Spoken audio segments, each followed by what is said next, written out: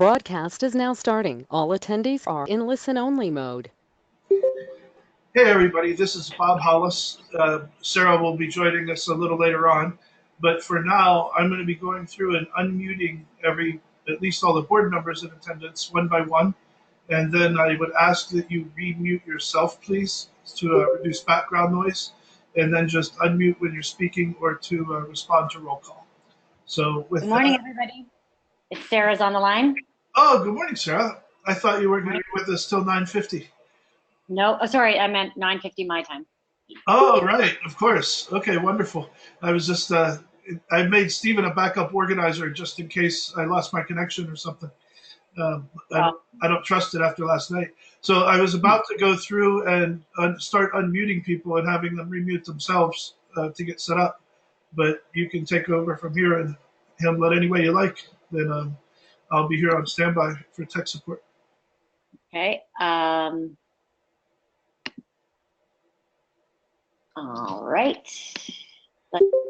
Okay, Bill Turley, you are unmuted. I'm here. Sorry, I couldn't unmute. I'm unmuting you. George Dreckman is unmuted. Bob Gettert is unmuted. Yep. Leslie Lukacs is Mary McClellan. I'm about to unmute you. Let's see. Rick Anthony, you're welcome. You're unmuted, Rick. Thank you. Hi. Wayne, I think you're unmuted. McFerry, you're Leslie unmuted. Lukacs. Am I unmuted? Hey, Leslie, you're unmuted. Perfect. Lynn, you're unmuted. I believe everyone is unmuted. So now you are on mute.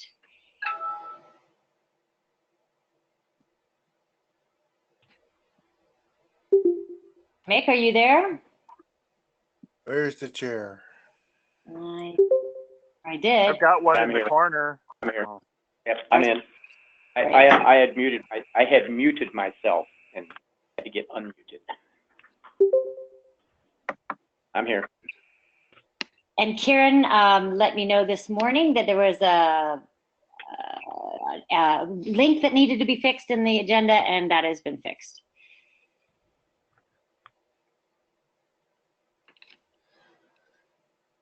And I don't see Dave on there yet. Lynn, were you able to find the agenda? I understand why you're asking, but yes, thank you very much. Oh, good. I'm glad it finally. We are good. Yes, thanks. Yeah. Well, I was worried about you. There's Amy. I see Amy coming in there. Yeah, I don't actually like being so high maintenance, but I appreciate your help. Oh, you're not high maintenance. It's, you know, it's really fascinating. It's made me learn that depending on the browser you look at, our website.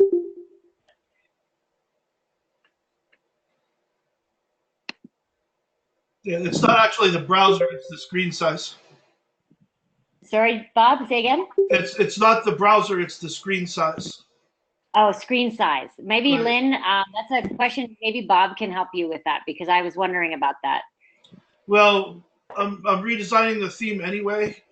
It's mostly just due to the size of our menu items when we added additional language. But I can adjust those so that doesn't overlap with the logo in the future. Amy Roth, I've just sent you a pin because you're calling in and it says I can't unmute you till you enter your pin. So look for that. Karen, I'm about to unmute. You will be on your own for muting. Hello, Karen. Maggie Clark. I'm Maggie. Welcome, Maggie. You're on your own. You can self-mute now. Susan Collins, you are in and on your own for muting. Welcome, Wayne. Same thing. Can you hear me, Sarah? It's Sarah Pierpont. I can hear you. This is Wayne. Can you hear me? Yep. Wayne. All right. Thanks. Sorry, my cell phone dropped. I'm out in the country. All right. So everybody should be able to self-mute at this point. So you're on your own for your audio or your sound.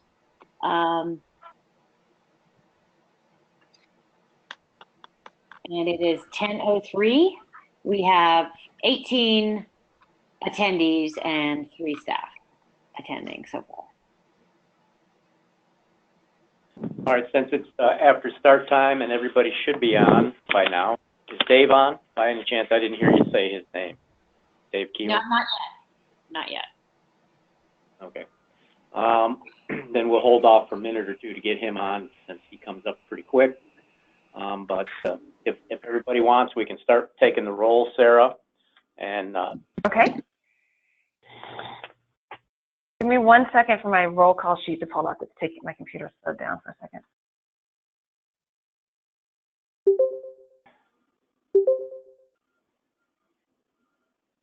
Oh, sorry.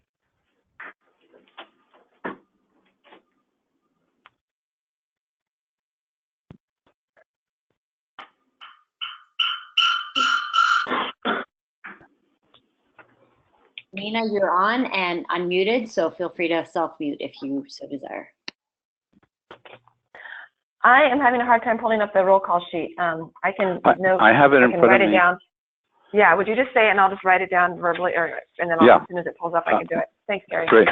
Rick Anthony. Susan Attridge. Stephen Bentillo. Here. Mick Barry. Heard him. Here. Nina Butler. Yep, here. Maggie Clark. Susan Collins. I'm here. George Dreckman. I am here. Barb Ekstrom. Mary Ellen Etienne. Chantel Fryer. Wayne Jurdy. Here.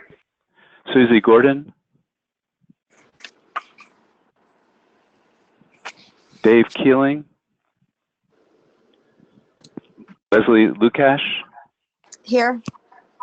Mary McClellan. Here. Fran McPolin. Here. Karen O'Brien. Here. Charlotte Pitt. Sarah Pierpont. Yes. Tony Rios. Lynn Rubenstein. Here.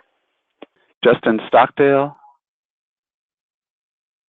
Bill Turley. Present. Robin Weiner. Sarah D'Souza. Amy Here. Roth. Amy. Bob Hollis. Present, and it looks like Amy just joined us as well. Yeah, I'm Mark here. Licht- I couldn't get unmuted fast enough. Sorry. No problem. Mark Lichtenstein. Gary Liss. For the ones that were not responding, one more time, Mick. and make sure you hit Maggie Clark. She was out there a little while ago. Susan Attridge. Maggie Clark. Yes, I'm here. Can you hear me? Yes. Barb Ekstrom. Mary Ellen Etienne. Chantel. She's not here today. Company meeting. She's on vacation, I think. Yes. Oh, she's actually at a strategic planning meeting for the state. Susie Gordon. Dave Keeling. Charlotte Pitt. Tony Rios. Justin Stockdale. Robin Weiner. And Mark Lichtenstein. Okay, All right, that's thank you. roll. Thanks, Gary. And Bob Geddard's on the line. Oh, others. Yeah, other guests, Bob Geddard. And it does look like Susan Gordon is on, but muted. Okay. Was that Susie Gordon? I have my computer back up. Susie Gordon's on, but muted. Yes, Thank you. I sent her a And pin. Dave just jumped in. Yeah. Dave, you on there? I am. Sorry, folks. Okay, no problem. Okay, Madam Secretary, do we have a quorum? It looks like it. Yes. Okay, we have a quorum present. So now we'll move to approve the agenda as printed or as it's online. Any questions? Anyone opposed to the agenda as written? Hearing none, motion is approved. Charlotte's not on yet, I don't think. Whom and second is it for the approval of the agenda? Motion to approve, Bantillo. Second, Anthony. Okay, sorry about that. I went ahead. I talked over the top of. So the motion's been moved and seconded. Any opposition to the motion? Any abstentions from the motion? Hearing none, motion approved. So so now we'll move to the approval of the minutes. Sarah, would you like to go ahead? Yes, I sent out the minutes, and I appreciate everyone giving me their feedback, and Gary for taking notes when I was out of town. Mick, thank you for letting me know that there was not a motion and vote called for the treasurer's report. And does anyone have any changes to those June minutes? So I'll accept the motion to approve the minutes as adjusted by Sarah. Sarah, you can make the motion.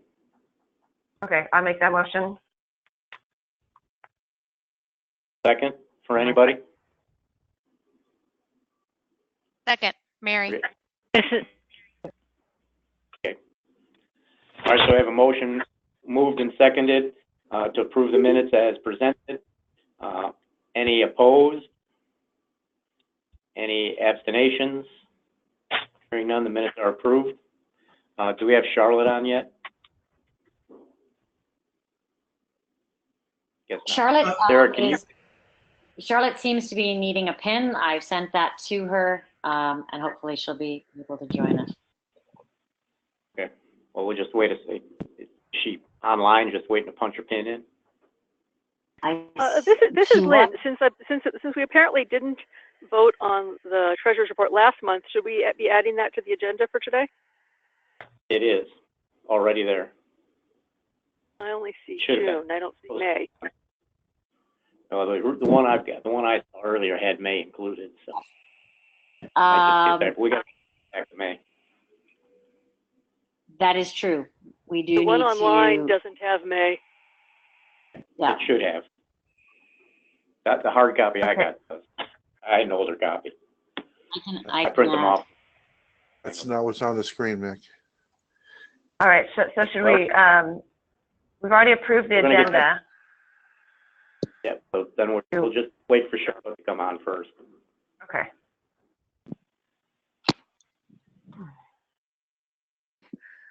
Charlotte, I just unmuted you. Do you hear us? Oh, thank you. Can you hear me? Loud and clear. Yeah. Oh, good. Yay. Sorry, I'm remote. So. Charlotte, we have a problem that the agenda forgot to put on the May report, so you can ask to add that on as part of your treasurer's report. That way we don't have to change the agenda. I think I added, I did May last month, so I only actually have June prepared. You didn't approve May, you didn't have all the stuff, so. We didn't? No. For the minutes, I just need to have a motion. I mean, I'll move that we approve the May financial report as presented last month. Okay. If that's okay with Charlotte. Yeah, that's fine. Okay. Well, there's a motion made. Anyone want to? Sarah P. moved. Anybody second? This is Susie. I'd second that. Okay. So we have a motion by Sarah and seconded by Susie to approve the May treasurer's report presented last month at the board meeting. Any discussion? Hearing none, then any opposed to approving the motion? I'm sorry, Mr. Chair. Can I ask, anybody remember why we didn't approve it? Because Charlotte wasn't on the line, or what was the reason? Well, Charlotte was not on the line, and you gave the report is why. And we just want to make sure Charlotte didn't have anything else to add. That's why we. That's why we. I just want to make sure. Thank you. Yeah, no, and it was a joint report. It was April and May combined because we were playing catch up too. Okay, but that was the May report, so that's what we're approving, which had both of them put together. So, any other discussion? Hearing none, are there any opposed to accepting the May report as presented in the June meeting? Any abstain? Hearing none, the motion's approved to accept the April-May report that was presented last month by Dave for Charlotte, who wasn't available. And now we'll move to the current treasurer's report, Charlotte. Yeah, and I apologize, you guys. I didn't make it back to my office in time for our meeting, so I'm doing this from memory. The financials, we are finally getting some revenue in, which is great. A couple of, we've gotten an RO membership paid, and we've gotten some sponsorship, and we're starting to get registrations for the CERTIC meeting and the NRC. So there has been some revenue coming in, which is good. Our expenses have been pretty minimal, but I know we still are waiting for some outstanding invoices from Sarah. And I know we'll have some expenses coming up here soon. We've transitioned to the new bookkeeper. Jill is getting reports and I think getting familiar with how things work. So certainly a better report than last month. Does anyone have any questions? This is Lynn, not a question, but a possible typo. So I'm looking on the PDF, the NRC financial report for consideration at the July 26th board meeting. So it's the narrative. And under revenues, it says notable revenue this month includes sponsorship for NRC Welcome and SERC. And I'm guessing that's SERGC. It is correct. I'll make that change. Thank you. Thank you.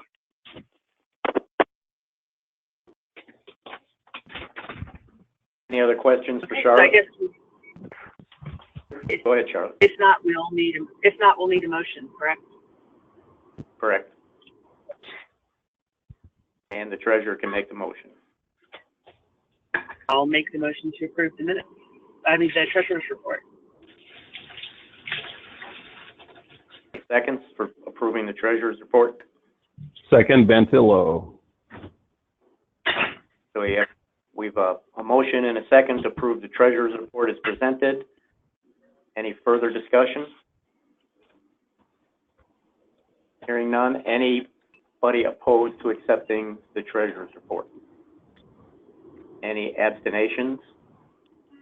Hearing none. The treasurer's report is accepted and passed. You want to do the June financial review real quick, Charlotte? I'm sorry, I don't usually do that. Of the exact dollars, I don't. Yeah, I don't think we. It's just the treasurer's report. That should be all combined. There is a financial spreadsheet. The narrative is really just the narrative of that spreadsheet. Okay, thank you. Okay, any other discussion for the treasurer?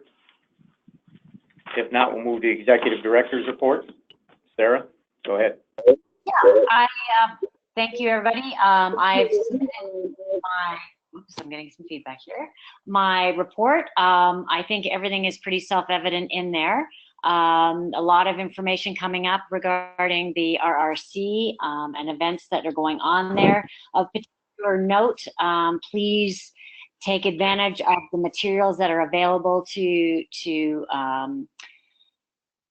get word out about the awards, the welcome reception, the elections.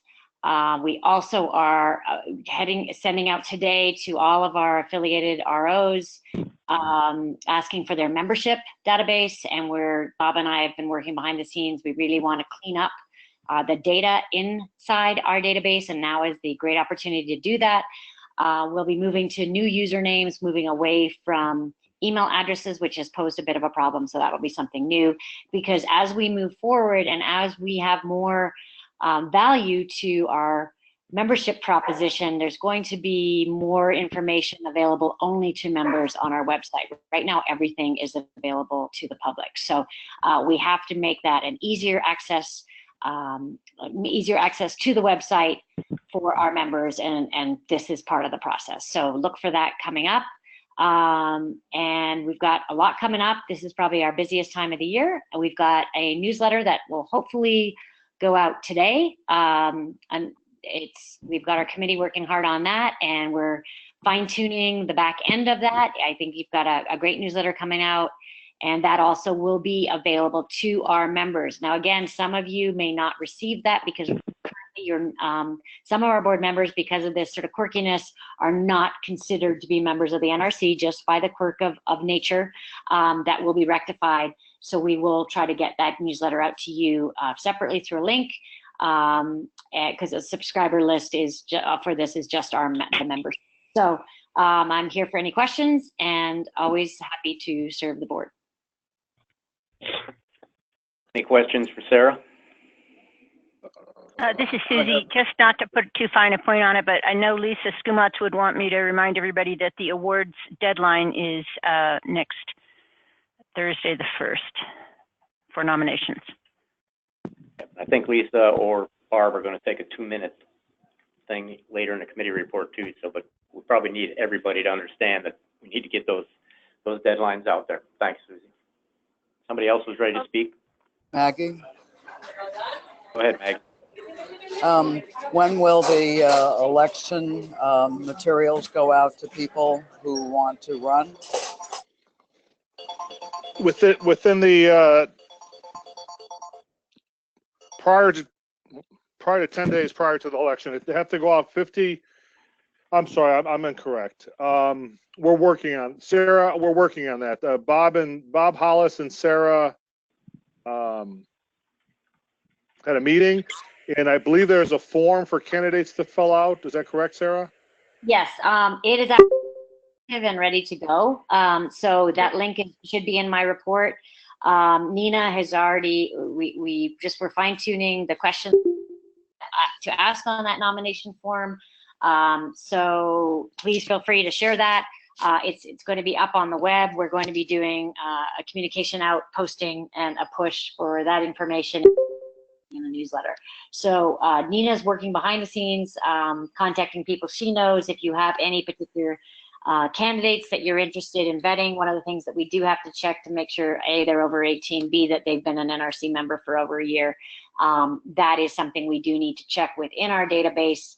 And we also have an issue, I think, or not an issue, but a challenge right now with 7 outstanding ROs. So technically, we have individuals who are not actively members of the NRC by the fact of that their RO is not paid in full. So I put in my executive director report, if you have any contacts within those 7 ROs or are a member, and you can help us kind of push to get those payments made, we can avoid some disappointment by potential board nominees.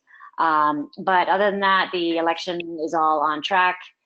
We will be doing email voting again, and then we'll be sending that out through the data that we'll be receiving from the ROs as well as the direct members to the NRC who we have in our database. And information about voting online will go out in this prescribed, as in our bylaws, not sooner than 50 days before, or 50 or 10 days in that window, if you will. But we're using, once again, as we voted on, we're using on email notices, not the cards that we had before. That's why the updated email addresses from the affiliates is so important, and that's how we all check and see who's a member. And it's come up a number of times this week as Nina has solicited candidates, and there has been some issues. Which also, just to reiterate what Sarah said regarding the 7 affiliates who haven't paid, they have both received 2 invoices. I will be reaching out to them. There's a couple on there that I've already actually talked to. But if you are a member through that affiliate, let me know so that I can copy you on the email, and so you can maybe reinforce the issue. We had an example in Wisconsin where when the last invoice went out, the executive director of Arrow, Associated Recyclers Wisconsin, basically canceled the invoice. It said that they weren't paying. We were informed they weren't paying, and I kind of sent I'll call it a strongly worded.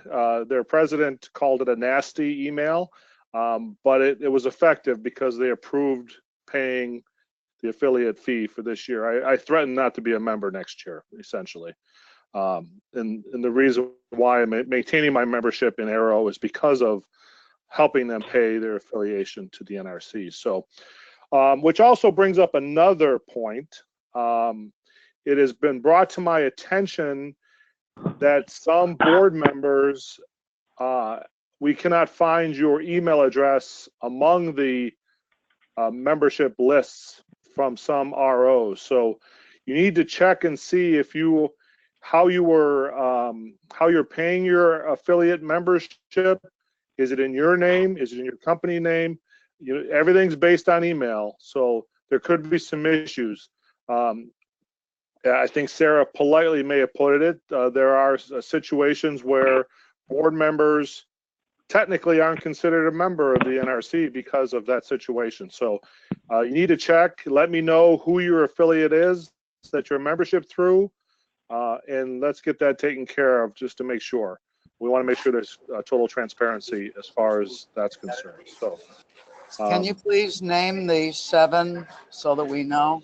Well, it's in the executive director report, but it's Georgia, Puerto Rico, Alabama, NISOR, PROP, CTRA, which I'm on their board, and Recycle Colorado.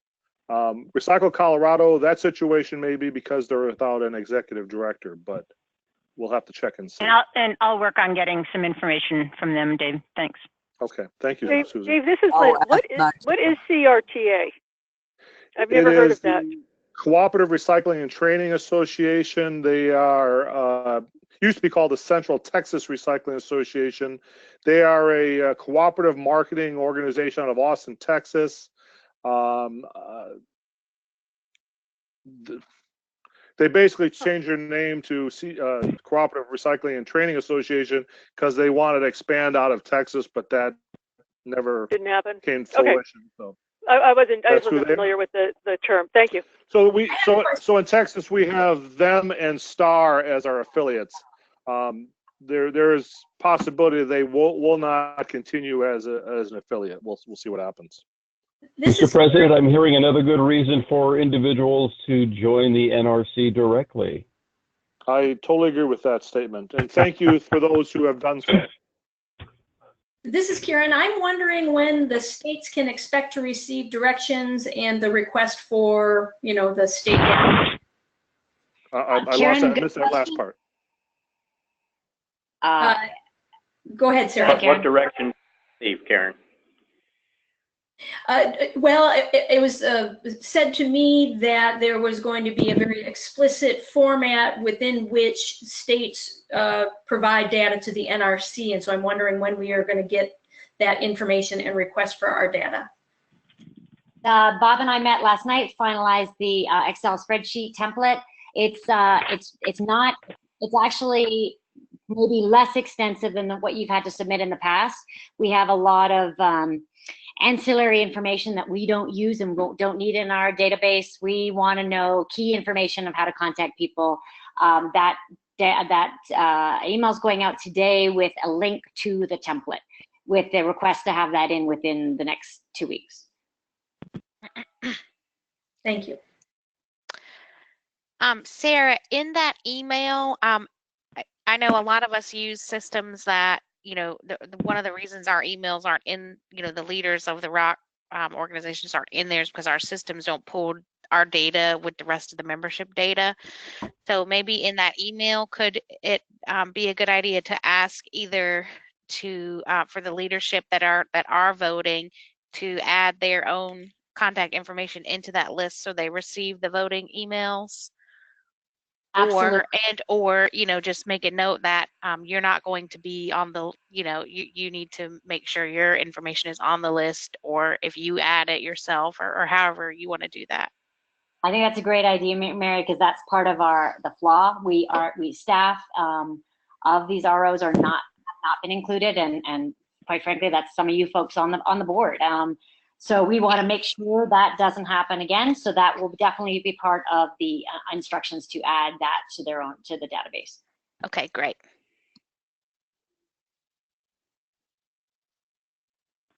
Anything else for Sarah? Mr. Chair, just a question. I have a comment regarding our contract with Sarah. Should I do that as part of my president's report or here? Wherever you're comfortable doing it, Dave, would be fine because you're next up anyways. All right. Just to make mention, Sarah and I had a lengthy conversation last night while I was on the road. And one of the things we discussed is the fact that her contract will be up for renewal at the end of August. So if there's, we talked about increasing hours possibly. We talked about getting when funds and resources allow, getting a part-time, another part-time clerical person to help her out in some more of the clerical type things. Sarah informed me that she is getting a new job with the school district in order to maintain her pension. So for now, she will remain at the 20 hours per week level. And when, like I said, when resources allow, we'll try to get other assistants to do more of the clerical type stuff so Sarah can concentrate on growth and strategic things strategically. Just let you know that we are aware that's happening, and Sarah would like to continue as executive director of the NRC, so we'll be working on that also as well. So just want to inform the board. Okay, thanks, Dave. Why don't we just go ahead and start your report, because I think that's kind of where we're at. Okay. Well, thank you everyone for joining the call.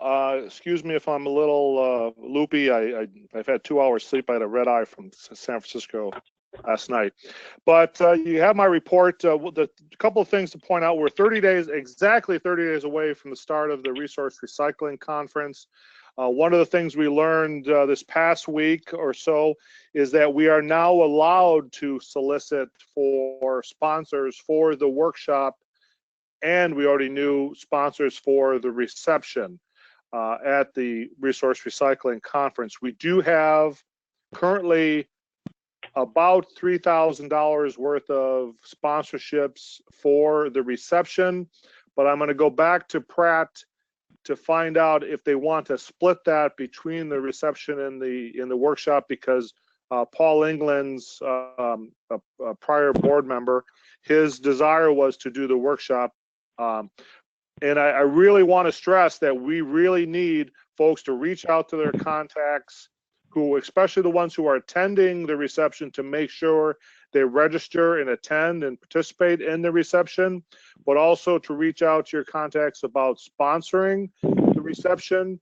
And I believe that the flyer and the sponsored benefit sheet that Karen O'Brien put together a number of months ago is on this, is linked onto the agenda. Make those calls, send that email. We got 30 days. This is one of our best possibilities of raising funds. So we need to all pull together and get it done in the next 30 days. So the sooner the better. Make that call, make that email. Let's keep people to attend, and possibly, maybe if they're just attending, to click one of those buttons for that little bit of extra sponsorship, or if it's a company that's interested in getting some visibility, then we could get additional sponsorship up above and beyond that. But we really need to work together to get this taken care of. All hands on board, as they say. Hey, Dave, this is Rick. I've done all that, but are we supposed to register at the conference as well? Is that being taken care of, or how does that work? I've got the registration in the hotel room, but I haven't registered for the conference. You registered for the hotel. Yeah, I got a hotel room for the reception. I gave you a donation now, and I'm telling people about it, but I have not registered for the conference because I understood in the past that board, so maybe I got that wrong. You did get that wrong, but there is the resource recycling is continuing to allow one representative from the SROs to get a comped registration. That may be Tracy, or I don't know if NCRA gets a comped one. I'm not sure how that works. You may want to reach out to the folks at Resource Recycling. You do need to register for the conference if you're going. If you're not that designated representative for the organization. Well, I'm the RO guy. I'll talk to Tracy. Thanks. Okay, sounds good. But you all need to register. The other issue there is that if you're going to be attending some of the NRC board meetings where we'll be having the conference provided lunch, you need to be a registered conference attendee. So you all need to register for not only the conference, but also the reception. And if you want to participate in the workshop, we have close to 100 people, I believe, registered for the 2-hour workshop the afternoon of the 26th. So we're pretty pleased with the interest there. But if you want to participate, you need to register when you go through the conference registration process. Just to be clear, you can register for the reception at the NRC website, and there's a link during the registration process, but it takes you to the NRC website. So your registration process for the conference gets interrupted. So you need to register for the conference, go to the NRC website, and register for the reception there separately. All right. I got to look at the agenda. Do we have the MOU with more recycling listed on the agenda? Yes. Okay, so I don't need to talk about that. The retreat, Karen O'Brien and I, and possibly Sarah and whoever else is interested, will be having a call sometime next week to talk about the retreat. In my report, there's a number of topics that I would like to discuss. And it's basically, I'll run through it real quickly.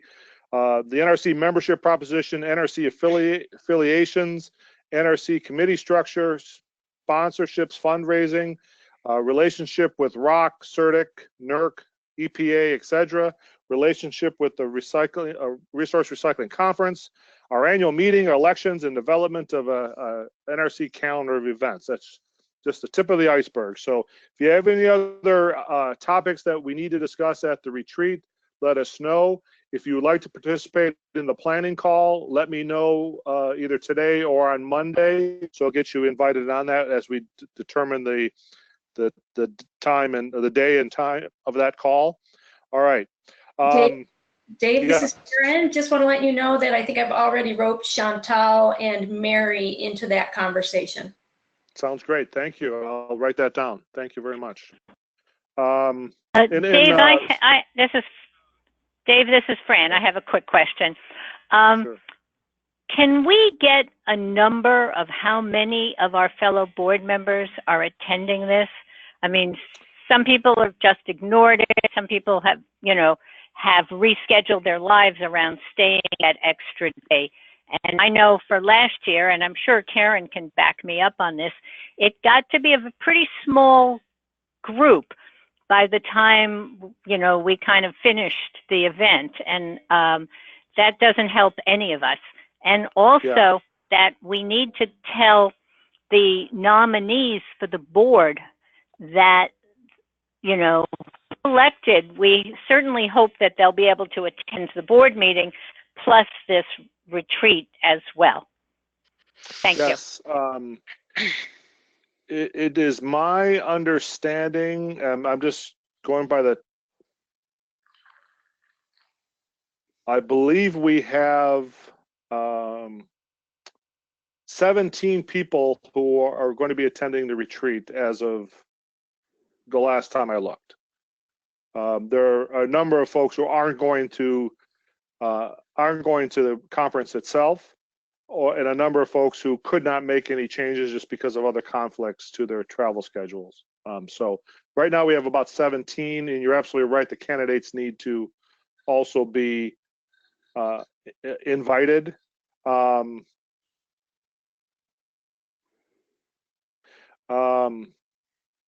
There's another point I just had. Time and date. What day is the retreat? Is that Wednesday afternoon? It is Wednesday at from 3 to 6-ish, which is the 28th, and then Thursday morning, the 29th. We should be out of there before noon because I have a flight as well. There are some folks who can only participate on that Wednesday, which we welcome that, but it should be I think it's better attended than last year. All right. Dave, what's happening? Sorry, it's Maggie. What's happening on the next morning? Because the same thing. It's continuation of the retreat. I just which topics? I was wondering. It's I think we'll probably get into more of the calendar of event planning type thing, but we have to discuss it on the call, how we're going to structure the hours each day, if you will. So that's the purpose of the call, and to see who's going to facilitate as well. All right. Well, is there another question? I do not know at this time.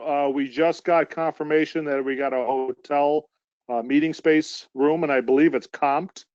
So that's a good thing. Thank you to everyone who's staying at the Sheraton. That helps convince the hotel and Resource Recycling to give us a comped room. We would probably have to pay for any AV that we use, like we do elsewhere. Other meeting things that we do, but other questions? We'll have to check on the call-in situation. This is Karen. I would encourage us to set an expectation that we do this every year so that, you know, when plans are being made, we can, you know, extend our stay as necessary. It's really our only chance to be face-to-face, and we need to probably set the expectation that is going to happen every year. I totally agree with that. And if you also notice, folks, that this is our only in-person board meetings this year. We typically do 2 at least, but the reason why I chose not to do that is that we've been asking a number of board members to travel for the workshops around the country, and it's tough to ask them to make that additional travel commitment when they may or may not do whatever conference we would have another in-person board meeting. So, but I agree with what Karen says, and so just plan on it taking place every year from now on. It's a missed opportunity otherwise. Is there another question? Dave, this is Bob. Can I make a comment? Sure. Yeah. In some past years, we've used this GoToWebinar account for the members meeting so that anybody could, you know, connect if they wanted to, who can't travel to the conference. And I'd be willing to volunteer the time and platform to do that again if you're interested in doing it. At the membership meeting? Yes, at the annual members meeting, what we did was Lisa Ruggiero would open up GoToWebinar on her computer in the room, and then we would be live, and anybody who wanted to join could, you know, RO members from around the country could listen in if they wanted to. And then if there was anything to present, we could show it, but it was mostly for audio. So if you're interested in doing that, as long as there's a good internet connection, we can do that. And Bob, I think that's the issue for us right now. Along those lines, that question then would extend to, would we want to make, if we're offering that, would we want to make that available for the retreat? Secondly, we did get an AV request from the hotel yesterday, and one of the questions, we have to fill out a kind of a survey of what we want. One of the questions was the level of speed for the internet, so that's a consideration if we wanted to, especially for the retreat, if we want to allow those members who, or board members who can't make the retreat access. The AV piece, one of the things that you'll be seeing from me is some sort of survey. We're creating a list of the AV equipment that we need for the conference, and I'm going to put out a request if anyone has the ability to bring any of the items and is willing to do so. That would be great. It will save us costs. There's some items that we know we're going to have to rent, like the screen, but if we have LCD projectors, microphones, I don't know if we could bring our own microphones, but some of the more basic portable things, if we can save money on those, that would be awesome. So look for an email about that. Barb Ekstrom joined the call. Hi, Barb. Hello. The point, there's certain things we'll have to, definitely rent from the AV contractor, like a screen, for example. No one's going to lug that across the country, but we can check and see. The other issue we have to have is reliability. If something goes wrong with the piece of equipment we bring in, what do we do then? So we'll have to look at that. The cost of AV for all of our activities at the Resource Recycling Conference, the NRC is responsible for. So it's going to be a pretty good bill. And that's the reason why they are allowing us to get sponsors for the workshop. And so we can then try to cover some of those costs through those sponsorships. So that's the reason why they're allowing us to do that, right? Was there any other questions regarding the retreat? In a related note to the annual meeting, I want to thank Lynn Rubenstein, who did a very thorough job of going through our bylaws, which we discussed. We made some changes at the last call, and then she volunteered to go through and provided Stephen and I with some of her comments. And two of the glaring things she pointed out is regarding the annual meeting and elections. What it says in the bylaws doesn't reflect what we actually do. And so I did some requesting information from people who have been around a lot longer than I, and we tracked things down. And as I thought, they essentially took the proxy part of that statement in the bylaws to a kind of I'll call it the extreme part of it. So essentially what happens is that one board member is designated as the proxy for all the online votes. And then those votes are then cast according to how they want the vote, and that's how they justify the rationale for not changing the bylaws back when. I think we should change it to reflect what we currently do, but that is would take a membership vote. So I think we can hold off on that and try to get it how we want it worded and do it properly at a future annual meeting. I don't think we have time and the resources to get it done now. I hope everybody's comfortable with, they've been doing it for a long time this way, and I think we should leave it that way. The other, I'll ask for questions in a second. The other omission is that there's no description for the chair position. It was deleted from Article 4 officer sometime in past revisions. The office is mentioned in one of the sections, I think it's section 4.01, but the description is not there. And so we're going to be looking through past minutes to figure out if it was simply a omission, or did the past boards vote to omit it? delete it. I don't think that's the case. I think it was simply an error, omission type thing. So those are the two glaring ones. There's a lot of other issues that need to be cleaned up in the bylaws, but for the most part, those are two big ones. Any questions on that? I'm not asking for a vote right now. I just want to let you know that those are two issues that were come to light. All right. This is Stephen. Yes. Just a quick response to that. And Dave, thank you for doing the research on the elections issue. Those were the two main ones that were identified that we needed to address before the elections. And I think we've got a reasonable solution for both of those.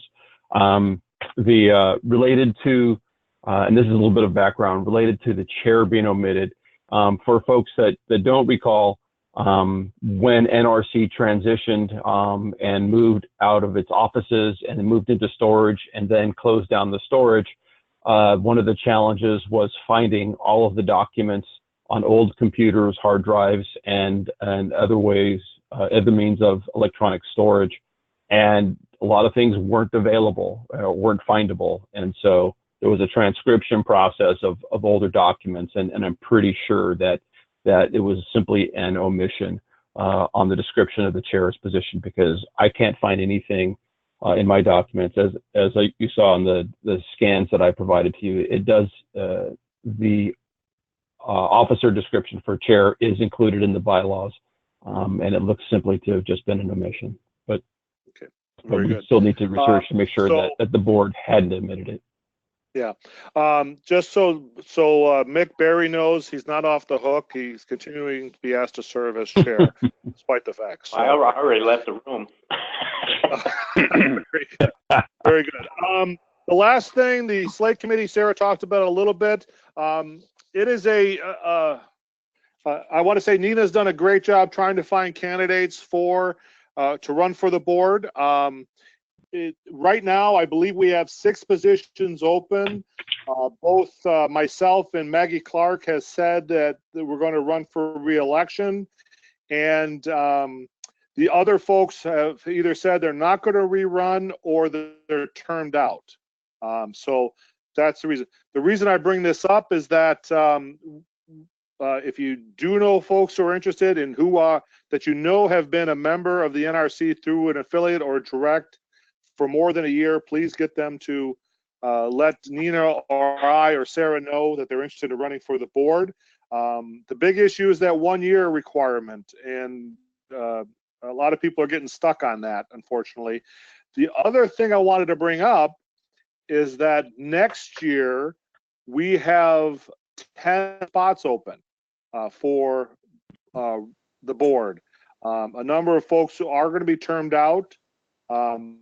So it's kind of a big turnover next year. So what we want to do is that if the folks who expressed interest to running this year, but may or may not be qualified, then we want to make sure that they join either through an affiliate or direct, so that they're qualified for next year, because next year is going to be a big one. We got to plan for it accordingly. Just to mention, I ran into a situation. There was a gentleman out of Kansas who was interested in running for the board last year, but Kansas Organization of Recyclers is not an affiliate, and that's the only one he belonged to. So he joined directly. Unfortunately, I think he joined in September prior to the conference, which means he's still not qualified to run this year because it hasn't been a year. So it's very quirky. Just be aware of that. Do some campaigning to get people to get involved. Dave, and we this will is also, Susie. Just to be clear, you're talking about 4 positions that need to be filled. Is that correct? Oh, at least, but assuming that Maggie and I get reelected, but we at least need 4 qualified candidates so we can fill all the spots. Yes. And so I want to. I made a decision. I conferred with a lot of folks, and I made a decision that Mary Ellen Antonet will not be eligible to run for the board. She will be. I consider her to be termed out because of the fact that she served that extra year term in place of Carrie Hamilton. So she will not be running for the board again, just to let you know. And I think, I don't want to stress enough, I can't stress enough that we really need to work together to get sponsored reception and the workshop. And also, we are had a nice call yesterday for the STAR workshop at STAR on October 7th. So you can also solicit sponsorships for that as well while you're on the line. You can do a package deal type thing. So thank you all very much for everything you do for the NRC. That concludes my report, Mr. Chair. All right. Thanks, Dave. Any other questions, Dave? Since he is both his eyes open still. This is Gary. Go ahead. Nominations from the floor. Just want to remind everyone, as there's new players involved, that the board has adopted policy about how nominations from the floor are considered, and that should be part of the nominations and slate committee process, that people recognize that there's a lot of advantage of being part of the slate rather than being nominated from the floor. Okay. And, Stephen here. Comment regarding board development. Board development is one of the I'll say old school, just because we haven't done it in a long time, but there is such thing as a board development committee for NRC. One of the things that we talked about over a year ago now, I was actually in Portland, I believe, was possible retraction or reduction in size of the board. I know we expanded considerably. Some of that, I believe, was tied to the joining of with Rona. And so I think we should engage a board development committee again, and make that or integrate that dialogue with the strategic planning and the retreat that's going to happen, because we do need to look very seriously at the board development side, figure out what the appropriate number of board members is. That might also help us address, the 10 spaces that end up open next year, and make sure that, again, as a working board, we load up the board with folks that can attend regularly and contribute and help drive this organization forward. I totally agree with that, and that will be added to the topics at the retreat. And what you just said at the end of that, your comments, that's exactly the reason why we haven't contracted the board, is we need the warm bodies to do the committee work that needs to be done. Until we have the resource to expand the staff, and then also we have the effort to incorporate more members on the committee's structure. It's really tough to contract the board, because we need the people to do the work. So I wholeheartedly agree. Thank you.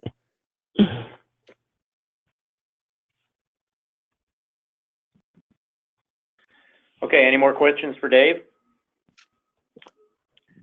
Hearing none, we'll move on to the committee reports, and we'll stay on the list as written. So the policy committee, it's your turn.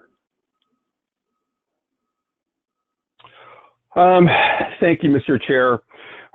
So policy committee's charge here was to review the existing policy, and as background, at the previous board meeting in May, the board did approve policy option 2 as part of the recommendation from the policy committee.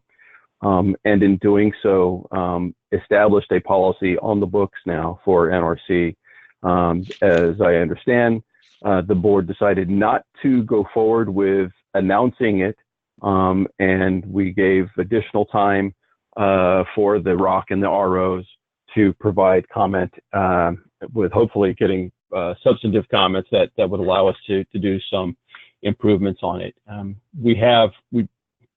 I apologize for the length of the report, although 2.5 pages isn't too bad. I just wanted to make sure that we captured key details that we think were necessary for doing the evaluation, as well as for the board to receive the information to help make a decision as it considers how we're going forward. But the policy committee did a review of the existing policy. We did a review of the letters that we received, two very supportive letters from CRRA and IRA, and a letter from the ROC with some other proposed options.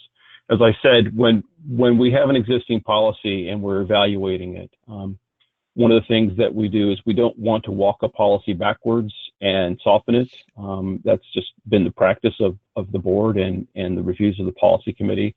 So we were looking for comments, suggestions, and other options that would allow us to enhance the existing policy, improve it in some way, and make it stronger. As I said, we had two support letters from IRA and CRRA. The options that we have here in front of you were provided in the ROC letter. They're listed, and the key word that I think was for discussion was related to, or words would be vital strategy, which was in the adopted policy by the board. The ROC did provide a number of options for us to evaluate, to see if those would strengthen the policy. As you see there in the report that we've listed, option changes out vital strategy to an important strategy.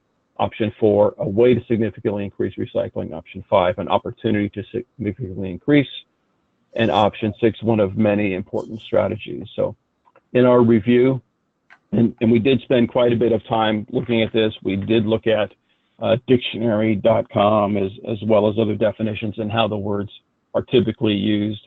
And our findings were that none of them were actually able to strengthen and enhance the existing policy. So our recommendation is to stay with existing policy, which I'll read to you. The NRC supports deposit return systems for container recovery as a vital strategy to increase the collection and reclamation of clean materials for recycling into new materials.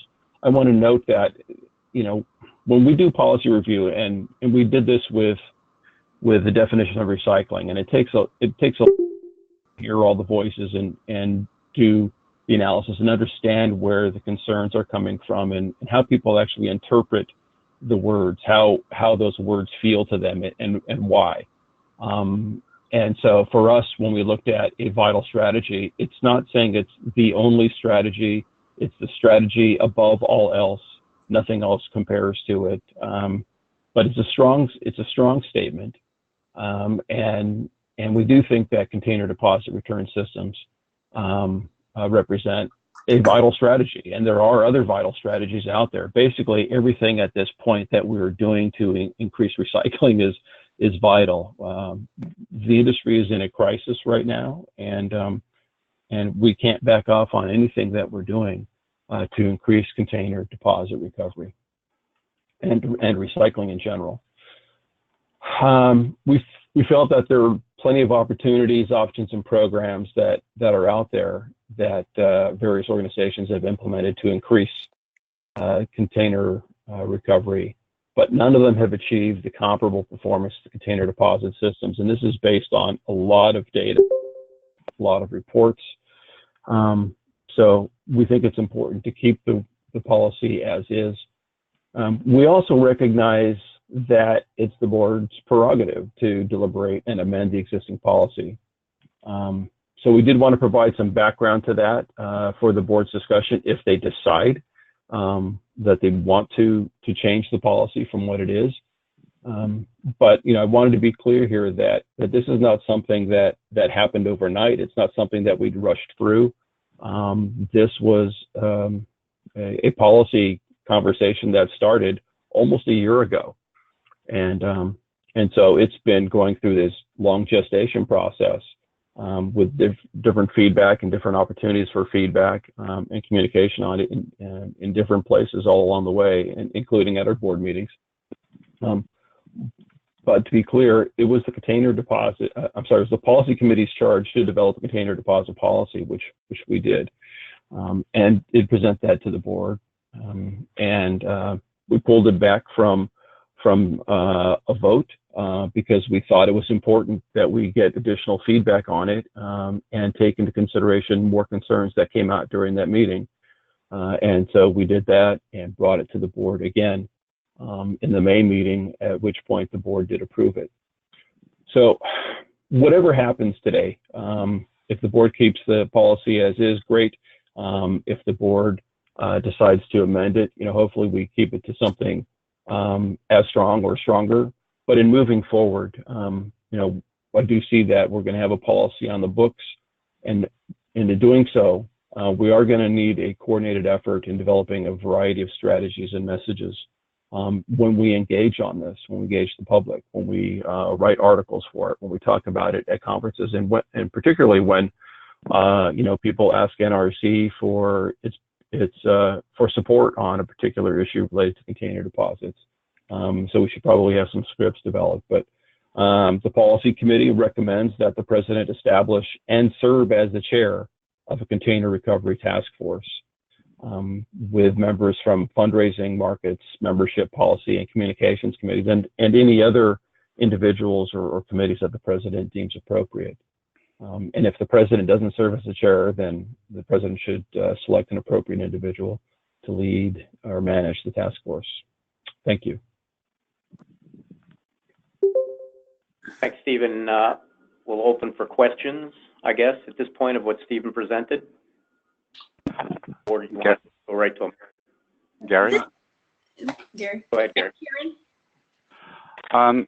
I'm not familiar with the practice that's mentioned that you don't want to walk policy backwards. I never heard that articulated before, and I wanted to clarify whether what was adopted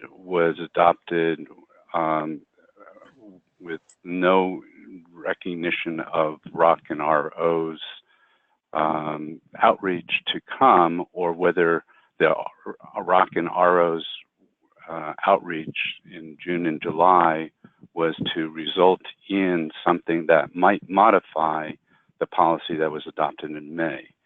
It really seems to me that a lot of your report hinges on that one premise, that this is existing policy now, when in May, I thought we were leaving the door open for this particular policy that was adopted for the board to also consider more input from the ROs and the ROC as part of its final determination of this policy. So one, I don't know about what the practice was, but most importantly, I think in May, what was adopted was something that was adopted, but contingent upon hearing from the ROC and ROs as part of that adoption. And I really think Gary, let me interrupt. Gary, let me interrupt you a second. I went back and did an email search of the emails I had as the chair, and I received emails in April from the ROC that were involved with the container deposit work group, or whatever all those little letters are. So the RO has had an opportunity before May to be involved and was involved. And then I'm not sure when Fran and or Stephen met with the ROC via phone. I don't have that date. I just saw that the email was there. So I just want to make sure you're clear that this was not a May everybody by your deal. Okay, that's all. Absolutely, that was clear in the record that there had been discussions with the ROC and ROs previously. However, the board, in its adoption in May, adopted a policy that was to be considered again with the further input from the ROC and ROs, with a July 1 deadline that was extended to July 15th, and to come in today and say that the input from the ROC and ROs is not better than what was adopted, I don't think is doing what the board directed to be done. I think the board directed see if you can get some other ideas from ROC and ROs that would be acceptable.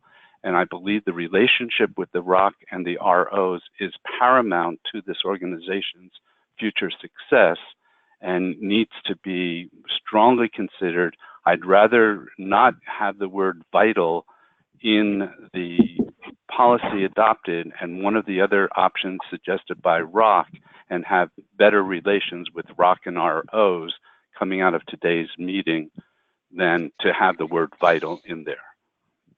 And as Stephen presented, he took the I'm the referee here, so I'm going to referee a little bit because I have my opinion, but that will not be cast because as our practice is, the chair doesn't get to do that. Maybe changes when we get the new write-up. But so I see that the ROC had its input. The policy committee reviewed the input, and the policy committee has come to the board today with a presentation that says, here's what we think as the policy committee. Now you, as a board member, have the right to vote yay or nay or abstain as we move forward in the discussion, because that's where we're at now.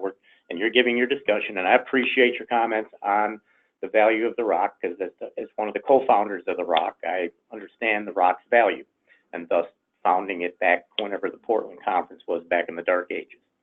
So bottom line is, I think the process has been followed completely as prescribed by the board, and the policy committee has done exactly what we've asked them to do. May not be the answer some of us wanted to hear, maybe the answer some of us wanted to hear. So at that point, I think they've done their job and presented the data and have asked for another task force to be involved on how we implement whatever policy we bring forth. So, but I would argue the policy committee is saying that existing policy can only be amended if it's better, if the changes make it stronger. That assumption Gary, is not what the board that is not directed. what the policy committee is saying. The policy committee is saying that is generally our charge. When we review a policy, our charge is not to review a policy and weaken it. Does it make sense that an organization would want to weaken its policies? That if that was the direction from the board, that's what we would have done. But we look at the policy to see how it sits, and are there any suggestions that come forward that will make it a better policy? That's the general rule on reviewing policies. Our analysis was that we didn't see anything that straightened the existing policy. We reported that to the board. And the board had said that listen to the ROC and the ROs, see if you can work out something. It didn't say work out something that's better than what was adopted. You added that in your report. That's the crux of the issue. This is Mr. Karen. Chair, can I ask a clarification real quick? Based on what you just said, Mr. Chair, what is the process going forward on this call? Will we vote to maintain the current policy, or will we entertain motions to change the policy? What's our next move? Our next move is we have no motion on the table at this point. Okay. And we will accept motions of all kinds and vote on all kinds of motions. Okay, I just want to clarify, so I'll shut up now. No, okay. Yeah. I'd like to make. That's why we're having. Go ahead, Karen. I'd like to make a point if I could.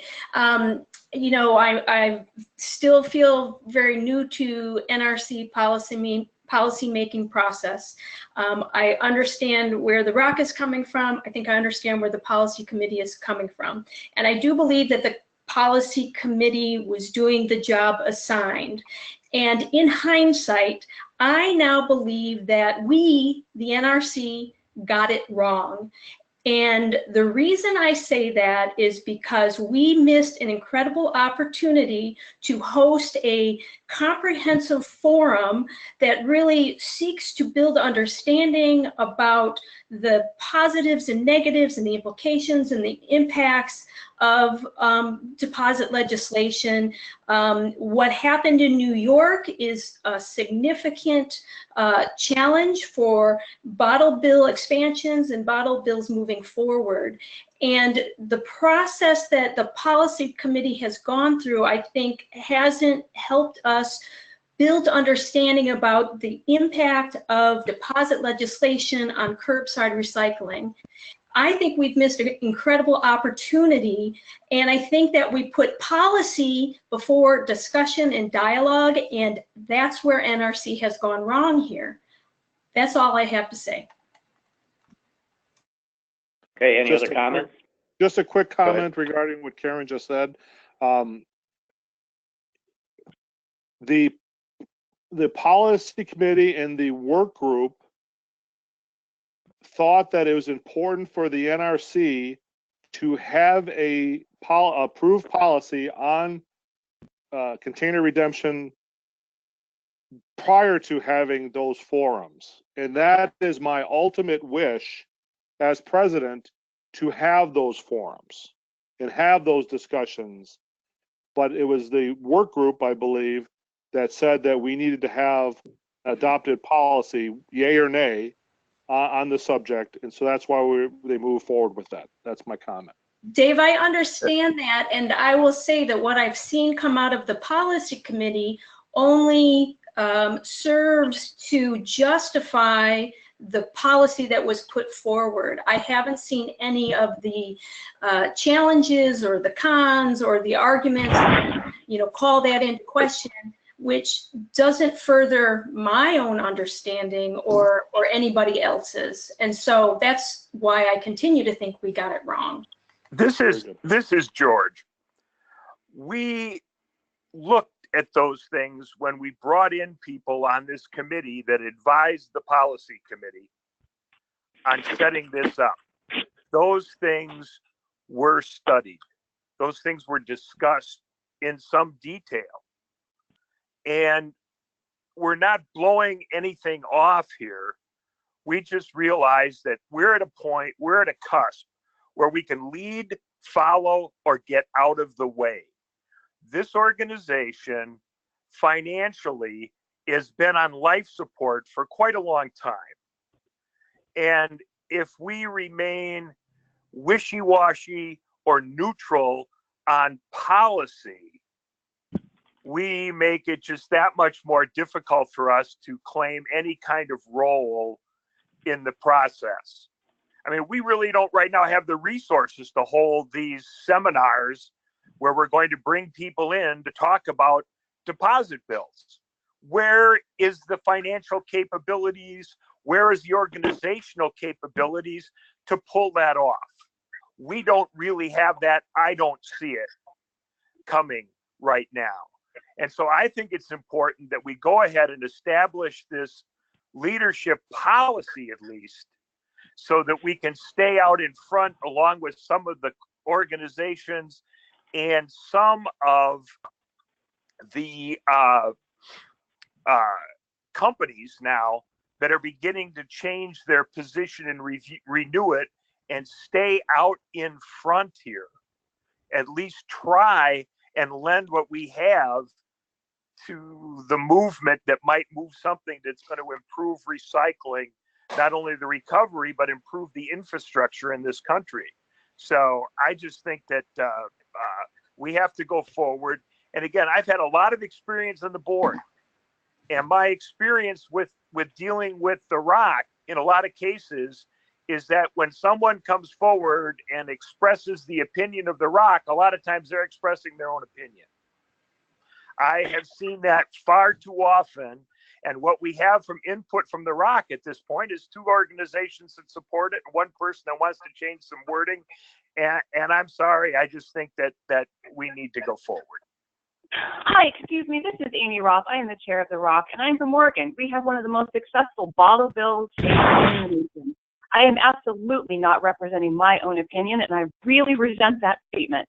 I am here bringing forth to you concerns from your ROC state affiliates that the policy that was presented was not something that they could support. You want to talk about being on life support? It is the ROC and the affiliates that have been supporting this organization, and I am telling you, and I have been telling you, that passing this as a vital strategy, you are at risk of losing states, which is your vital funding.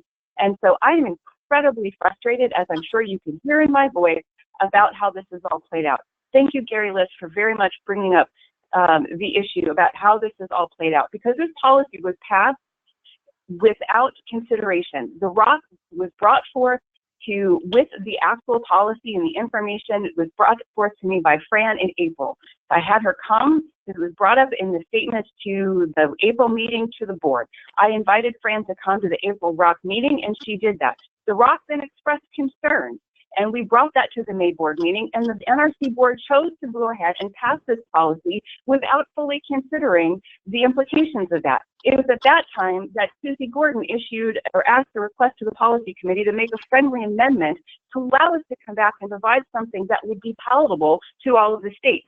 And now Stephen is saying that, well, it wasn't, none of these strengthened the policy. That was never the charge we were given. That was never, ever something that was stated to the ROC that, oh, come back with a statement that we could support that would strengthen this and make it better than being a vital strategy. The challenge and problem here right now is that vital strategy, as we have stated, is that above all else, this is the one and only. I don't agree that it's the one and only because I have ROC members telling me that this is not something they can support. Oregon absolutely believes that volatiles are fantastic, so it is not my opinion. But you have a huge issue here with the way you work with the ROC, and to state in the letter back that our feedback about our communications and our strategies and the things that we're having issue with are erroneous is absolutely infuriating. You have a problem on your hands with how you're working with your advisory of your organization. And no how one you work with said that. no one said that your input no one said your input was erroneous. No one said that. No one invalidated your viewpoint by voting against it. George, have We you didn't ever invalidate your viewpoint by voting against it. We decided that we would prefer something else. George, All right. did you actually read the committee report from the policy committee? Yes. It is absolutely in there. Please go back and read it. Okay, hold on, guys. Let's calm down. Okay, go ahead, Dave. George, you did make the point. You did make the point that you thought that comments from the ROC were personal comments from the person providing that. That was the point that you did make. Said oftentimes, yes. And that's what Amy is calling erroneous. Now, okay. Just in my experience, that's all I'm saying. I was at both of them. This is Rick. I was at both of all those meetings, and it wasn't limited. Here's the dichotomy. You have board members that are policy oriented, and you have ROC members who are executive directors of organizations that have to raise budgets and get things done. And so even though a lot of us are thinking policy, those executive directors are thinking, how do I get my funds? And that's what's coming down here. Not all the ROC members felt that this was a bad thing, but I think what Amy is saying, and I think I agree with her, a lot of the ROC members feel like Amy. There was a dialogue. This is an issue that's gone on forever. I don't know how you handle it. Does Susie, may I have a word? I would like to go back and clarify. People, one at a time, please.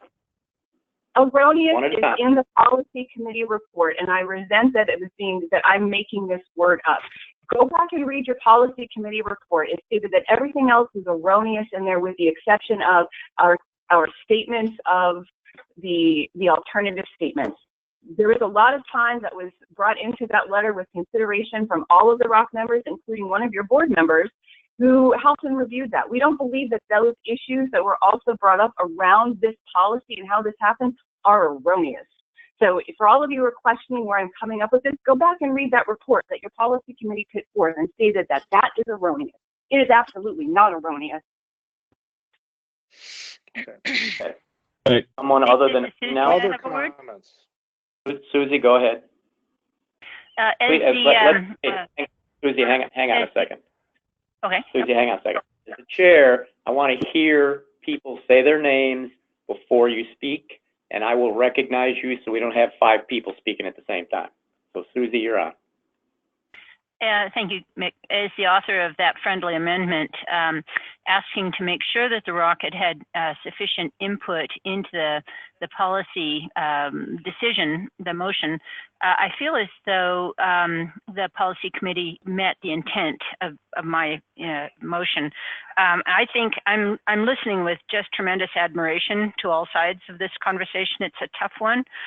Amy, I really appreciate you representing your constituency really well, and I know that in my heart I'm going to be voting for the word vital, because I think it's just the only thing really left that we have at our disposal, and it's I know this is people are acting like this is kind of the end of the world, but I feel as though it's getting a little bit blown out of proportion. Such a funny thing to have such a big argument over just one word, but I do think it's a vital strategy. So when the motion's made, I'll be voting to support the original proposal. Thank you. Okay. Who's next? Say your name. Anybody? This is Lynn George. Rubenstein? Oh, go ahead. Go ahead. Wayne, go. Well, who? I'm sorry, Wayne. You were first. I think I think it was Lynn and George. Oh, not Lynn. Okay. Okay. I'm sorry. I thought I heard Wayne in there. All right. Go ahead, Lynn. I'm sorry. Thank you. So I have to agree with Amy that when I read that report, I was outraged. I found it insulting, and that it was very personal in its tone. I thought that the ROC had come back with some very solid proposals, and I was very appreciative of Gary's opening remarks, because I totally agree with what he said. I had understood, and I appreciate, Susie, what you said, that it actually wasn't what you had in mind, but I had thought that we were looking to get input from the ROC and then have the policy committee find a route that we could all feel comfortable with. And clearly that's not what's happened. Thank you. Who is next? George. This George, is go just ahead. to Rick's point. I can appreciate the need of ROs needing to deal with fundraising, and there's nothing in an NRC policy that obligates an RO here to support a bottle bill in their own state. That's a decision for the state to make, and for them to handle it with the dynamics that they have, and they have to consider those kind of situations. And I understand that, because Wisconsin's not a bottle bill state. I used to be president of the organization, and I understand those concerns that you have in terms of having your own fundraising needs that also enter into what you do. So, but there's nothing here that obligates any state to support a bottle bill. Thank you. Mick, this is Rick. I just want to make a little quick comment. We should sit back a little bit. I just saw a press release from the American Chemistry Association calling for advanced recycling fees on single-use plastics. That blew me out. Think about that, and think about what we're saying. If the plastic industry is going to start talking about advanced disposal fees or bottle or deposits, are we going to oppose that? Right. Thank you, Rick. Susan would like to talk. Go ahead, please. Hey, Dave's up next, then Susan. I'll let Dave's up. Susan talk first. Okay, that's fine. Okay. I kind of want to thank you. This is Susan, and thank you, Dave. I kind of want to play off of what Rick just said. And this is the information I'm going to tell you now is so new that my own board doesn't even know this, because it's all just happened in the last 2 weeks. At first, I thought it was just one person calling me and asking me a question, and then it was another person calling me and asking me the same question, and then another, and then another. So I've written down the list now of people who asked me this question, and it's 7 people, including people from an existing state that has a deposit law, from the National Senate and National House of Representatives. And before I finish this list of who asked me this, I'm going to tell you what the question is. It's not people calling me and saying, what are the pros and cons of deposit laws? It's people calling me and saying, in your experience, what are the best practices in deposit laws, and will you help us design the best possible deposit law? And 3 of the names on this list are national trade associations that had in the past not supported deposit laws. So now they're not telling me, they're not calling me to say, I oppose container deposit laws. They're not calling me to say, is this something we should look at? They're calling me to say, we're looking at this really hard and we need your help to design the best deposit law. One of the other things that just came out in the last week was an opinion piece from the Nestle Waters General Counsel calling for all of the New England states to expand their container deposit laws to include all beverage types and to improve and modernize the deposit laws because they're not world class, not at all. They're pretty antiquated. So to round out this list, there was also another state. So 3 trade associations, 1 activist in a state who's working with a legislator, another legislator in another state, and that's not even mentioning the other 8 states where container deposit laws were proposed this year. My point here is that this is going to happen whether our policy says the word important or vital, and it would be great for the National Recycling to not be the last one to have a policy in support of container deposit laws.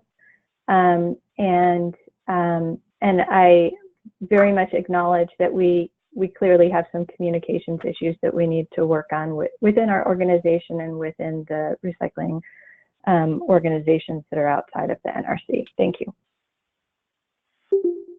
Okay, go ahead, Dave. When the work group was formed, I was very pleased with the list of participants. I thought that there was a nice mix of both NRC board members, the policy committee members, but also ROs in terms of it may not have been the executive directors or the folks who participate on the ROC calls or ROC events activities, but there was RO representatives on there. It was the process what I would have liked to see? Absolutely not. I thought that the adoption of the friendly amendment was, how do I put this? Making up for a few sins there in that respect. But I think that, I think we do need to look at the process moving forward. But I was, like I said, I was very pleased with the work group itself. I think that we do need to have a policy. I think it's time. I'll let somebody else make motions, but I think we need to consider some of the suggestions that the ROC has made. That's my comment. Thank you. Okay. Any other comments for the good of the cause? Because we're burning daylight. Not that we want to rush stock. Bill Turley. Go ahead, Bill. Thank you. Appreciate this. I have to admit, after 25 years of running a trade association, never heard such an impassioned exchange, believe it or not.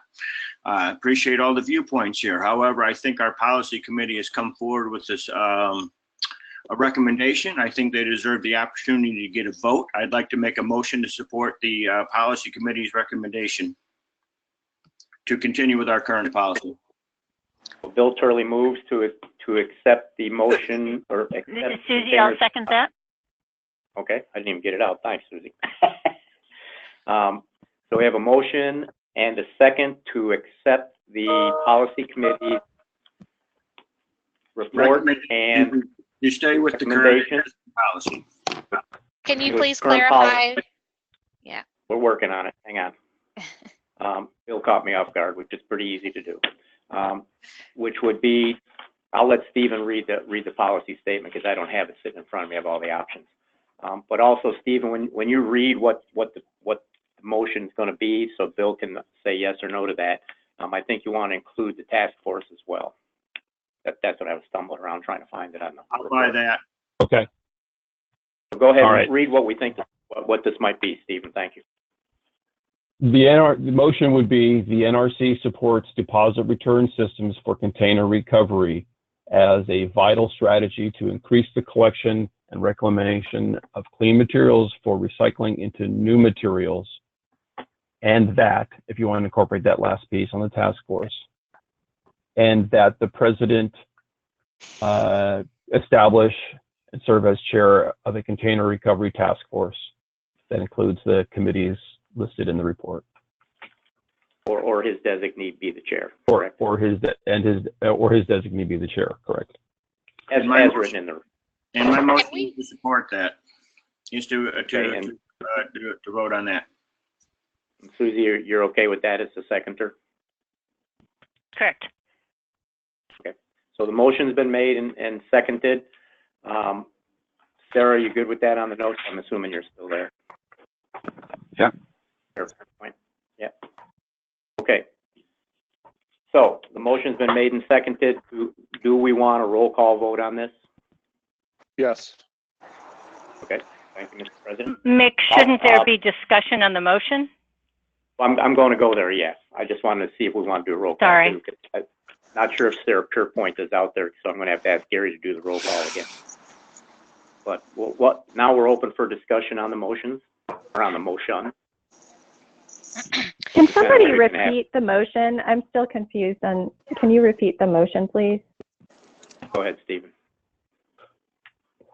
The motion is to accept the policy committee recommendation to keep the existing container deposit policy statement, which is NRC supports deposit return systems for container recovery as a vital strategy to increase the collection and reclamation of clean materials for recycling into new materials, and that the president establish and serve as chair or find a designee of a container recovery task force that includes the committees listed on the report.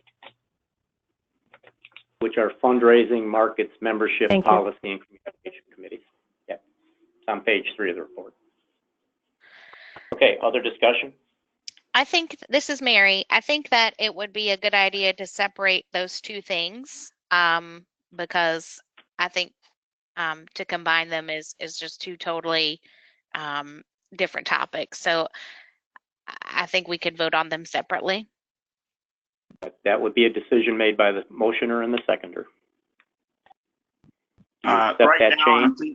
Right now, I'm leaning toward leaving them together because they make sense to me. That way we can continue with our policy, but we allow ourselves a path forward to review further comments and change. But I defer to the board if they can argue against that. It's your choice. You're the motioner, so you made the motion. I'm sticking with it. Okay. A point of clarification, this is Keeling. If this motion is not passed, and then another motion is made that moves to adopt different language for the policy, but also include the part about the task force, that would be appropriate, correct? Correct. At least my understanding, that would be yes. Thank you. Yep. So the motion is as stated. Susie, are you willing to maintain the motion as stated as a seconder, or do we need another second? No, that'll be fine. I'll concur with that. So the motion's moved and seconded and will remain the same. Thank you, Mary, for your suggestion. Any other comments?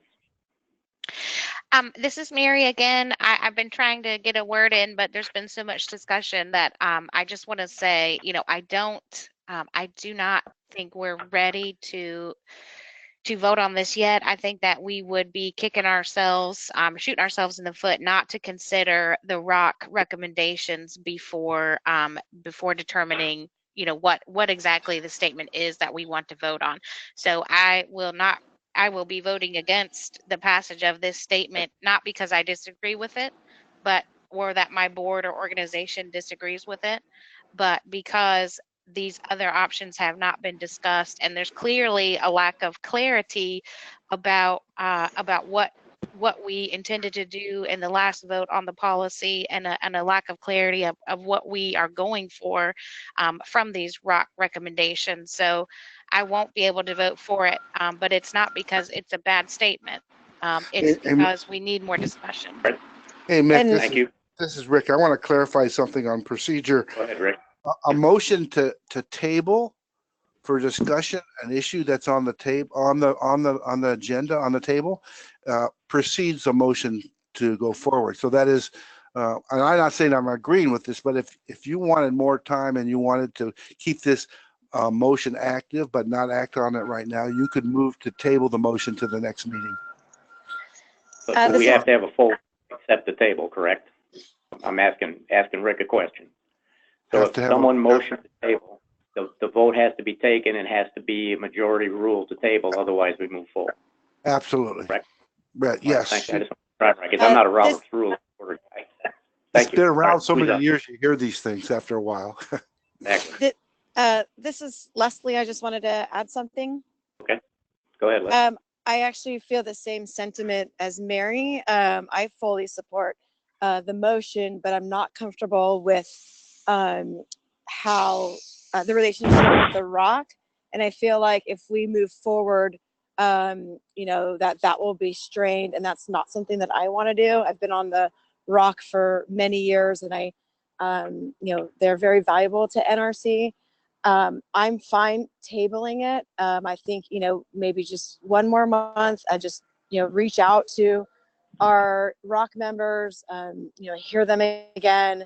I just don't think we're really ready to pass this today, even though I do support the motion. Okay. Well, I'm going to ask a chair's prerogative here and jump in and say Stephen or Fran or George, because you're on the committee. I don't know if John's on there. But one of you addressed the fact that were these items that the ROC presented to you given full consideration in the last month of your, or last 15 days of your deliberations? Just to clear that up, because that seems to be the crux of the last two conversations as I'm interpreting them. And I understand the strain between the organizations. But if full consideration was given, I just want to make sure that Mary and Leslie and whoever else might have the same question knows that you actually did consider them. This is Fran, if I could. Yes, the answer, Meg, is that give it a great deal of thought and conversation amongst us. And I wanted to point out, in terms of the Rock, I have an enormous amount of respect for the Rock and the work that these executive directors do for the Rock. I mean, for these organizations. I mean, it's mind-numbing in its complexity and not very, what's the word I'm looking for? It doesn't pay well. But then I think that some of us begin this approach, and clearly this issue demonstrates a problem that the NRC and the Rock need to work out. And this is irrespective of the policy committee and how we handled things. But we were all told a couple of years ago, when the Rock did their big strategic plan that took over a couple of years, and maybe most people don't remember this, but we were all told that the Rock did not want to get involved in NRC policy issues. Am I wrong about that? I mean, am I the only one that remembers it that way? And Fran, I'm not saying that. I will an accurate description of what the Rock decided at the time, and I can provide that if necessary, but you can go on. No, that's okay. I mean, that was certainly my impression.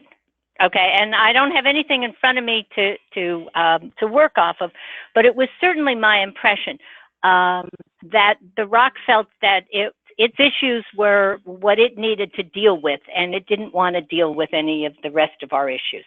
And clearly, that's not the case. I will acknowledge clearly that's not the case. And we should have had a better communications issue. But then the question becomes, does the Rock have veto power over what the NRC does? The Rock is a function. It's like a committee of the NRC, if I understand it correctly. The Council of the NRC. I don't believe that.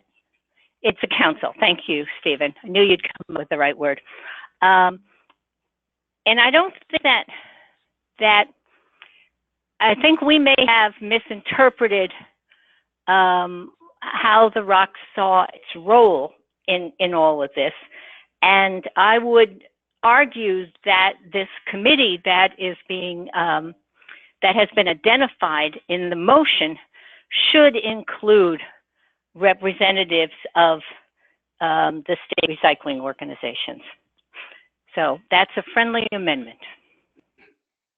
It's not even an amendment because, in reality, because the ROs are members of all those committees, generally speaking. So they have their opportunity to be part of it. But if you want to make an RO be part of that verbiage, I'm fine with that. Is that what you're asking? Fine. I think that's essential.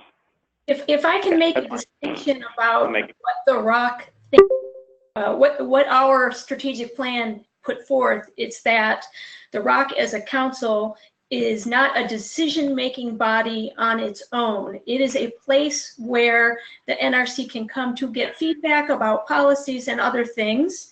And it is a place where we, the recycling organizations can work together and understand one another. But when the NRC is looking for a vote, that it should go back to each state to get that vote and not to the ROC directly. What ROC as a group is trying to help us see is that the process is flawed, and it's really difficult for me to take a policy position if I'm speaking for my organization without having the benefit of full information. What an expanded bottle bill, for instance, would do to Michigan's curbside recycling situation. I cannot make, and I won't make that decision. And I also will probably not support this because I just don't think it's the right way for NRC to move policy initiatives forward. We're not taking the opportunity to educate people in this process. We are just using the expertise to make a statement, and it really does nothing to move the issue forward in and of itself. Thank you, Karen. We do have a friendly amendment on the table now that would add an ROC rep, I'll just call it that for now, so the ROC can assign their person to be joined into the group that is formed by this task force that the president would appoint. So that's a friendly amendment. Bill Turley, are you okay with that, to add the ROC? We'll have to drop off the call. Okay. We'll have to drop off. I'm still here for a couple of minutes. Bill, sorry. I have no problem with handing them in. I do feel their input is important. They should be allowed to speak directly to the committee. Yeah. Okay, Susie, are you okay with that? Yeah, that's fine. And I'm looking at the time, Nick, and I know you're doing a wonderful job of managing this discussion, but I feel as though we kind of need to call the question. Yep, and that's where I'm heading. So now we have the friendly amendment added to that. Sarah Pierpoint, you got that added in? I'm assuming you're still there. So I got it. Okay, thanks, Gary. Are you taking that? Are you taking the notes now? Good. Okay, so we have a motion and a second on the floor. And I will call a roll call vote. So Gary, if you could call the roll call and cast your ballots, and go kind of slow, Gary, because I'll kind of count as well with you because I've got a list in front of me. Rick Anthony, anyone need to restate the motion? Yes, please. Please. Okay. Was there a change at the last minute? This is Rick. There was a change, right? The friendly amendment to add the ROC rep to the Container Recovery Task Force. All right, I vote aye. I'm just restating. The NRC, the motion is to accept the policy committee recommendation to keep the adopted policy, which states as follows: the NRC supports deposit return systems for container recovery as a vital strategy to increase the collection and reclamation of clean materials for recycling into new materials, unquote, and that the president establish and serve as chair of Container Recovery Task Force that includes committees listed, fundraising, markets, membership, policy, and communications, and ROC, And if the president does not serve as chair, then the president should select an appropriate individual to lead, manage the task force. Thanks, Gary. Okay. Okay, go ahead and call the roll, Gary. Okay, Rick Anthony, Aye. Susan Attridge, Stephen Bentillo, Aye. Mick, I don't vote as chair. Okay, Nina. That didn't sound like Nina. Okay, Maggie Clark, Susan Collins, Aye. George Dreckman, Aye. Barbara Ekstrom, Aye. Mary Ellen Etienne's not here, Chantel Fryer's not here, Wayne Jurdy. Aye. Susie Gordon, Aye. Dave Keeling, Nay. Leslie Lukash, Mary McClellan, Nay. Fran McPolin, Aye. Karen O'Brien, Nay. Charlotte Pitt, not here, Sarah Pierpoint. Charlotte was here. Is she gone? Actually, you're right. She came in late. I need to add that. Okay, Sarah Pierpont. Again, Tony Rios is not here. Lynn Rubenstein. No. I am here. I vote no. Justin Stockdale is not here. Bill Turley. Yes. Robin Weiner. She's not here. Why don't you run? I'll run through the ones that were originally here and see if they're still here and just got slow muted. Nina. Maggie. Leslie.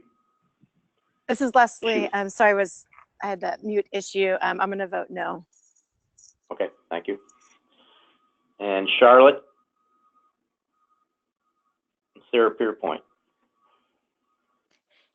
Did Gary vote? Gary cannot vote. Gary doesn't vote.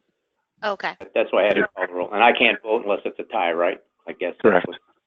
Correct. So 1, 2, 3, 4, 5. I've got 9 to 5. 9 to 5. Okay. 1, 2, 3, 4, 5. Anybody else have anything different? Nope, Okay. I'm at yours. I think that's right, 9 to 5. Motion carries. Thank you. Okay. So the motion carries, and therefore the policy is as it is, and Dave's got a task force that he needs to establish. Any other discussions for the policy committee at this time? I think you had NRC RMC webinar topics update. We can push that to the next meeting. Okay, that's fine. Market committee, Wayne, I guess you're it because Chantel's strategic. Yes, I'll make this very short. We're on for timing of both sections here. The only thing I will say is fundraise. So that's the report. There's a report there that kind of goes a little more, but since we time, that's my report for now. Okay, thanks. Thank Gary, you. I guess it's your turn. I'm sorry, Go ahead. Gary, could you please reflect that Charlotte voted yay for the motion? She has a muting issue. Oh, Charlotte voted yay? Okay. So now that makes it 10 to 5, right, Gary? Correct. Okay, thank you. Thanks, Dave. Okay. All right, so Gary, it's your turn on conference committees. Okay, on conference committee, I gave a short 23-page report. If anybody wants to know all the details, it's all there. Resource recycling stuff has been talked a lot about here. The major and the key thing that I want to underscore is register now for the CERC fundraiser, NRC CERTIC fundraiser. It's really important that at least all the board is registered by early next week, if you haven't already. National Zero Waste Conference, the MOUs with CRA and NCRA have been signed by both organizations. We need to sign them too. The budget's being updated. Didn't get to do that.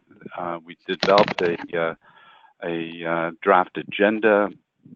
We're on draft 4 right now. Draft 3 is the latest link that I sent out for all of you.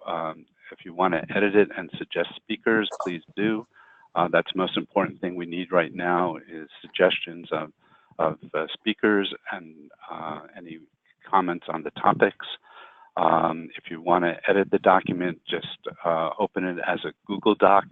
The link is to a Google Doc. You need to open it as a Google Doc, and then you can edit it. The advisory committee and NCRA boards both raised issues about the freight and salvage. As a result, yesterday reached out to UC Berkeley to consider having the event at UC Berkeley instead, and are exploring that over the next couple of days, hopefully.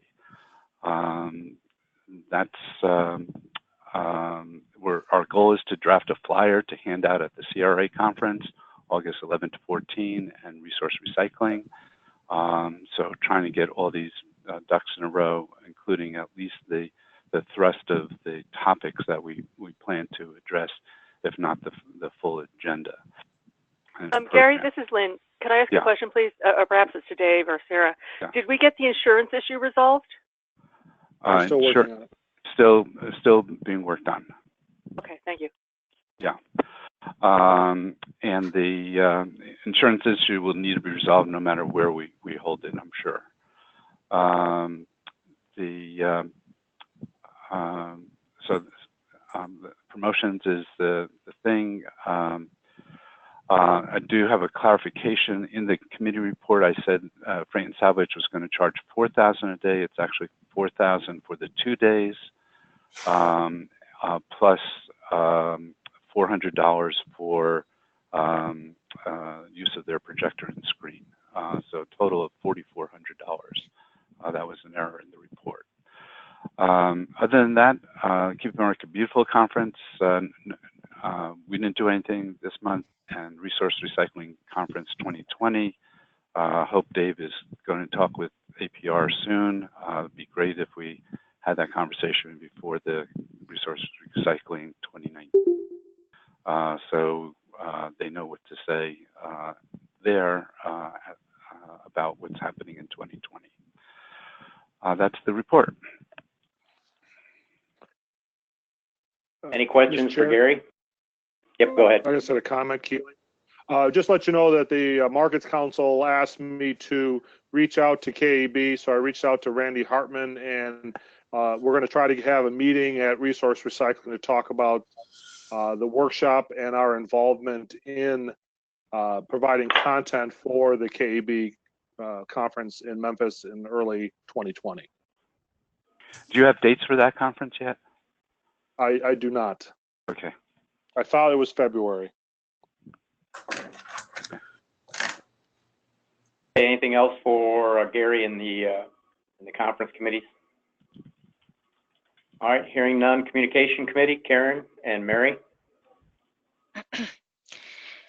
We don't really have anything that concerns the group as a whole other than just please continue to send us articles. Let us know if you'd like to write a guest article.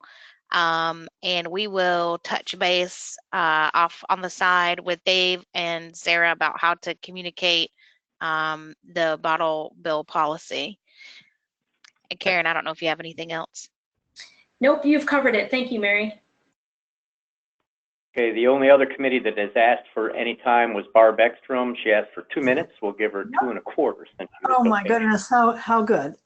Just to be quick, Lisa Skumatz is chairing this committee, and I'm reporting to you as a member. We have received so far 20 nominations, and they close on August 1. And we will be talking early next week to set up a meeting with the conference committee. There are 4 of us, as well as sharing the information about those that have been nominated. Lisa also will be attending the conference, as well as presenting the awards with our assistants.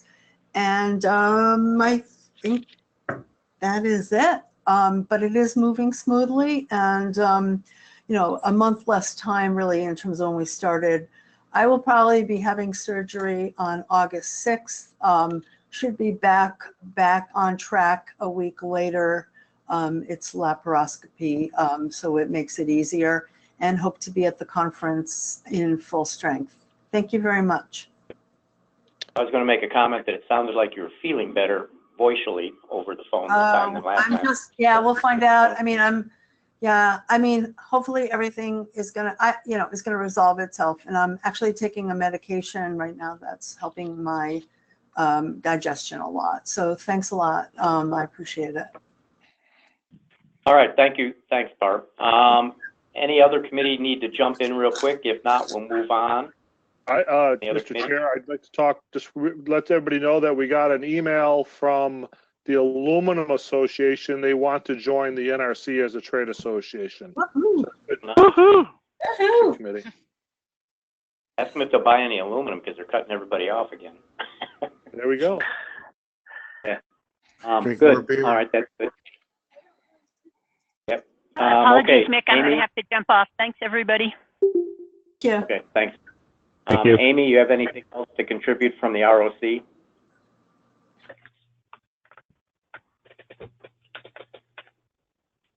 Hearing none. The other business, Dave, I'm not sure. Oh, Nina, I'm sorry. Nina's not on now, is she? No. Nina, are you out there? Dave, you want to cover the MOU, please? Yes, Real quick. okay.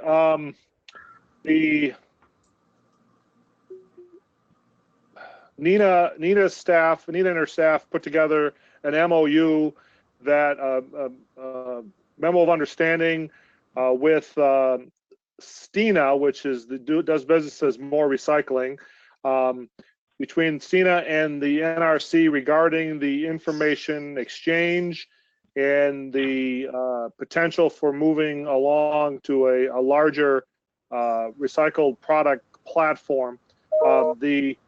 The MOU was discussed and shared with a number of folks who had a fundraising call a week ago or so. And then we asked Nina to take it back and revamp it a little bit. She then sent it out on Friday, which I shared with the executive committee. And then what I believe you see as part of the link is the actual MOU itself. We would like to get a motion to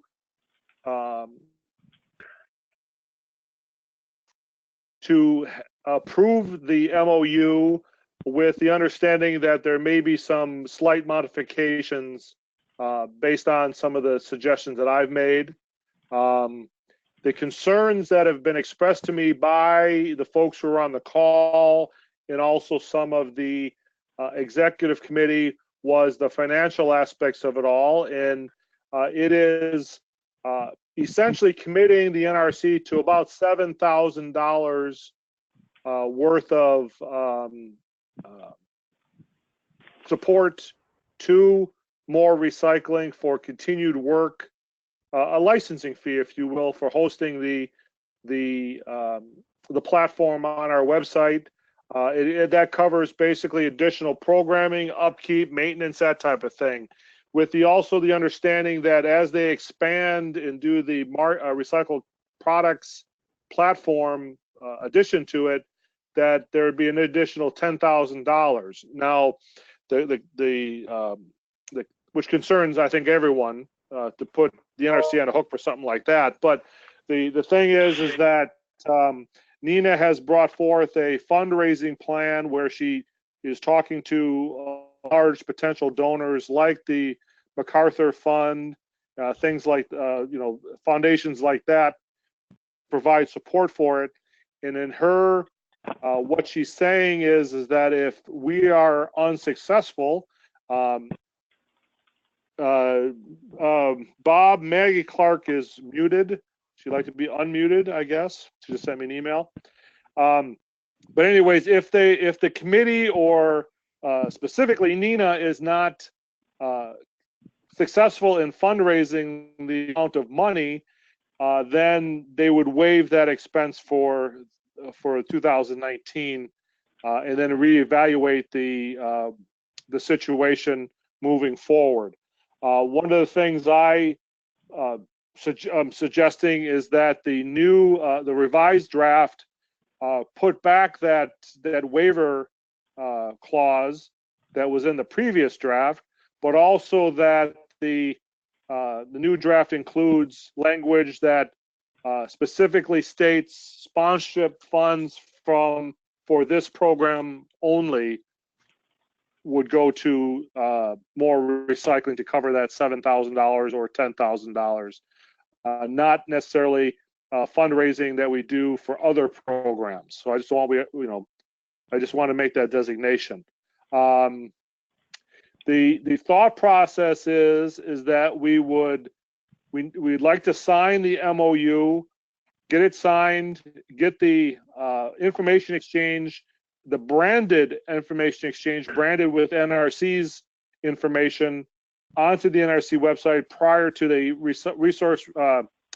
prior to the workshop at the Resource Recycling Conference, and then we could spend those couple days fundraising as well. And then the hope is that the expanded platform, including recycled products, would be up and running by America Recycles Day in the host of activities that the EPA is doing. So we bring that forth.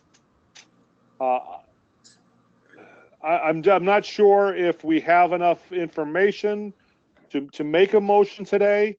I would like to see that, but at the same time, I understand that folks need to look at this MOU and provide their thoughts and get comfortable with it. I'm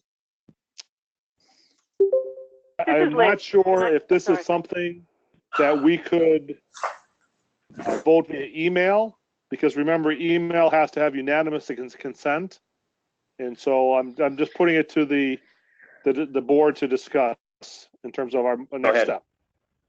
Lynn's got a question. I think that. Yes, thank you. So one of the concerns that I have, the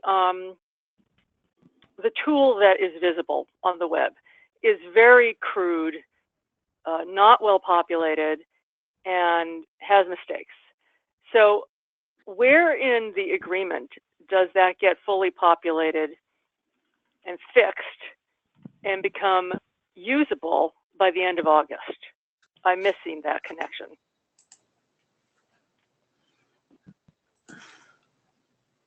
That will have to be a Nina question. I think that their staff's continuing to work on it, in addition to putting the NRC branding on it.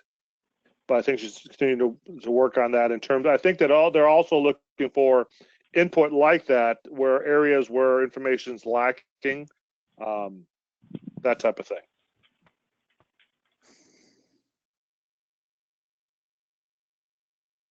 Okay, any other questions for Dave? Let me ask a real quick question, because I know Dave wanted to know if we wanted to move forward. Does anyone feel comfortable enough, as Dave asked, to move forward on the MOU, or would we like to have some of those key questions that Dave brought up, as well as Lynn, get those answered, and then we can figure out the process to proceed, Dave, I think, after. Gary? Go ahead, Gary. I think this is something that has been discussed by the board several times, and Nina has provided information throughout the year about this. It was one of the things when I recruited her for the board, she mentioned she'd like to explore, and so I'm excited to see it before us. I think I'd rather see a motion to approve the MOU as presented, with whatever modifications are needed for the president to make. So either to authorize the president to negotiate the MOU and finalize it, or to approve it subject to any president corrections. One of those two ways of dealing with it. My suggestion would be is that the board approve the executive committee to finalize the MOU and then eventually sign it, so that we have multiple eyes looking at it. Yeah, and for the president to sign. That sounds great. Yes. Yes. Okay. So you made that motion, Gary? I can't. Oh, that's right. I'm sorry. Go ahead, Wayne. I'll make the motion then as presented. Motion by Wayne. Is there a second? Keeling will second. Okay. Does anybody need it reread? I do. Motion is to approve the executive committee to finalize the MOU and for the president to execute it. Okay. What is this? Motion made. Yes. I'm sorry, what was the question? What Yeah, is the content? What is the content of the MOU? It is on a link on the agenda. It's in blue. Draft information exchange MOU with more recycling in the NRC. If you This link, doesn't work on my phone. I've tried to look at these things using the I'm webinar. sorry, Maggie. It works fine on my end. So.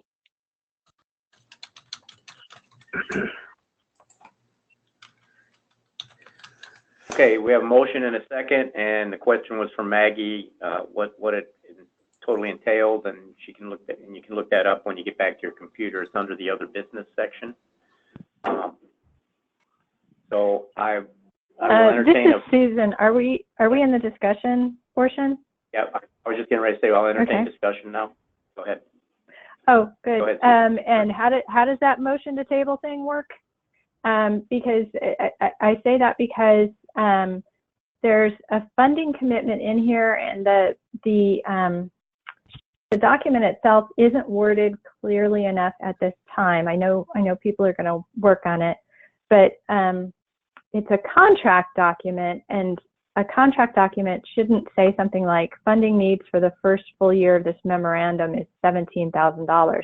That's not a statement that says who will do what, which is the way you need to word things in a contract document, and meaning who's going to pay who. That needs to be super clear. And as I read this, I'm not clear exactly what financial commitment or what this document is committing us to do financially. I do see that the term is only for 1 year. So that's good because it means that we're not obligating, that we, NRC, are not obligating ourselves to certain expenses in perpetuity. But if I'm looking at it in front of me and I don't completely understand it, I want to move to table this issue because I suspect there are other board members who don't understand it as well as we'd all like to, and that we need to carefully read it before we consider it and ask these key questions.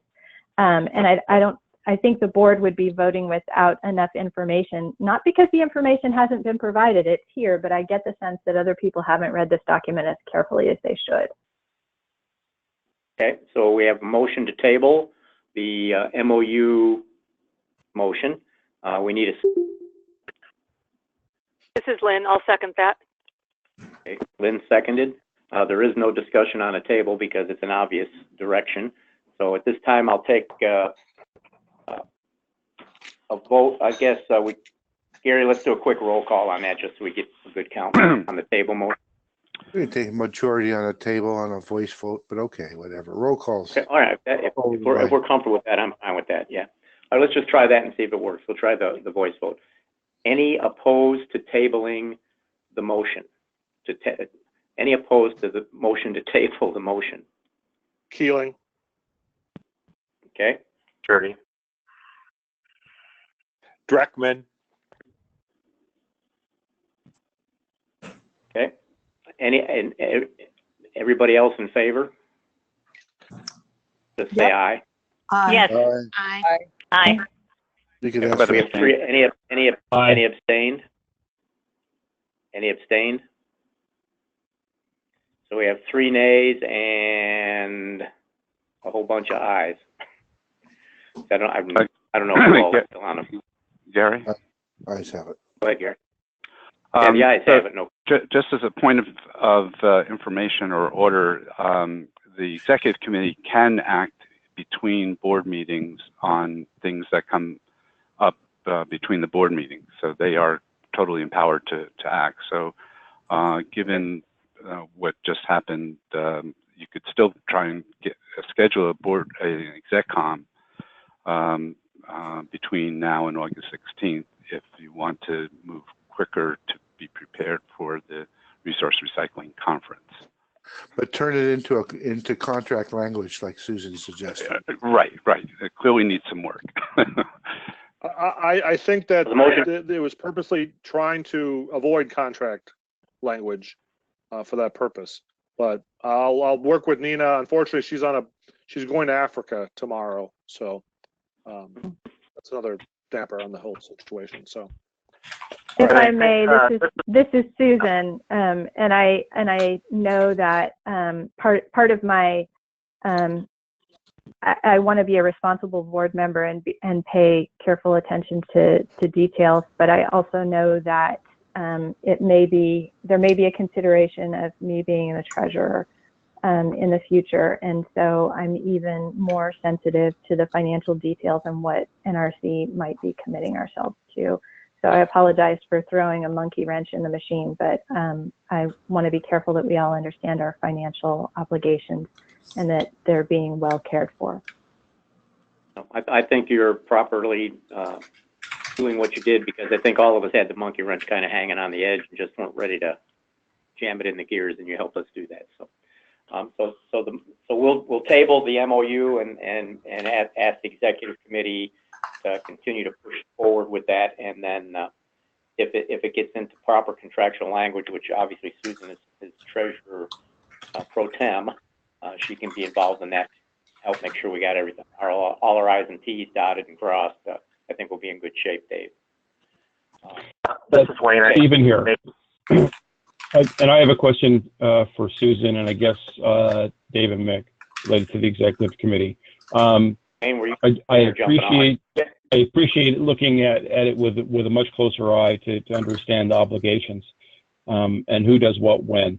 The question I have is related to then going forward, what is necessary since we've tabled the vote? When does it come back to the board for the vote? Or Gary mentioned that there may still be time for the executive committee to review this. So I think if Susan is participating in the review on that, since she made the original motion to table, is there a possibility then that we'd be able to get the terms that are necessary by an earlier date before waiting until the next board meeting, that we could have the executive committee approve with Susan's participation? Could we perhaps, ask for a comment period on the revisions to the MOU and then allow XCOM to execute the agreement thereafter, after a comment period via email? I know that's no longer tabling it, but is that possible? So that it can get executed before, without waiting too long? No motion is needed to do that. This is Gary. Okay. The XCOM has the authority between board meetings to act. If a comment period was established today, give comments in 2 days, a week, whatever, that would be helpful. But XCOM could get scheduled next week and act, depending on what the timing works out to be. So this is Lynn. Even without the express authorization of the board to sign a contract, that's not my memory of what the bylaws say, but I mean, you could well be right. But I'm surprised that they could do that. My understanding is Gary's is that they can do that, yes. This is Susan. Can I jump in with some more here? It's written as a memorandum of understanding. It's not written as a contract. And it doesn't have some of the standard things that would be included in a contract. We have at CRI, we have a boilerplate contract, and some of the boilerplate things are missing from this document. And furthermore, I personally wouldn't be able to review some of these sentences and understand whether they were legal or legally enforceable or anything like that. And when I'm executing a contract for CRI, I take it to CRI's attorney for legal review. I don't know if we have that capacity at NRC, but we sure wouldn't want to get ourselves in trouble by signing a document that wasn't legally enforceable, or legally enforceable in a way that didn't benefit NRC. I agree with what you just said, but I once again, I don't believe that it is written to be a contract. I believe that there's a difference between an MOU and a contract, and we're trying to limit the legalese in there for that very purpose. But let me just point out to the folks, I think that we have another board call on August 16th, if I'm not mistaken. Yes. Correct. And so we would have time to execute prior to that. And the purpose of that call is to take care of any final business of this board prior to the conference, so we don't have to have that 7:30 board meeting on Monday, the 26th. I believe that's the reason why. So I think with the 16th, we should have time to take care of straightening up the language, getting the comment period for the board, and then also still having time to execute the MOU if that's what's decided, and then get it on the website. They're ready to go with the website. It's just a matter of some widgets type thing. All right. This is, I am taking part of Nina's trip to Africa or another conference to do some fundraising for this. I don't know if that affects our approval of this MOU, but we should get clarification on that. Having to redo our tax directory, I'd rather not do that for the state of Minnesota. I'd rather use this one. And so that's my also that we do this as quickly as we can with the approval of the board. And my other question is, can we call a special board meeting in between our board meetings to deal with an issue like this? Well, that's what the August 16th meeting is for. Right. What I'm saying is that I believe Nina was going to do some fundraising before that, but it could be mistaken. I'll confer with Nina, and then we'll figure out what the best way to go forward is. Thank you. Okay, thanks, Dave. Okay, where are we? So we're now 2 hours and 20 minutes. Yeah, I know. That's why there's people beating me over the head in here when you're not hearing me talk. Being converted. I do have a NRC members and public comments remaining in next meeting date. I had to pull it back up because I had to address an issue with 3 trucks in the wrong place in Chicago right now. NRC members, anybody left on the call that has any public comment or anything to say? Hearing none. Next meeting's August 16th. Same time, same station. And I will not be on the call, so you get somebody else to referee. I'll be in South Korea, dodging rockets, I think. Just a point of clarification, Mr. Chair. Within the executive director's report, there is a number of links. They are currently not working. Sarah will get those fixed and then post her report in the same area that you see it. On the agenda here, but on there is a list of times and rooms at the resource recycling conference where we'll be having the various activities. As I mentioned, we are scheduled to have a room for a 7:30 a.m. board meeting on the 26th. That's just a placeholder right now, and I'm hoping to avoid that since we're already starting early with the membership meeting.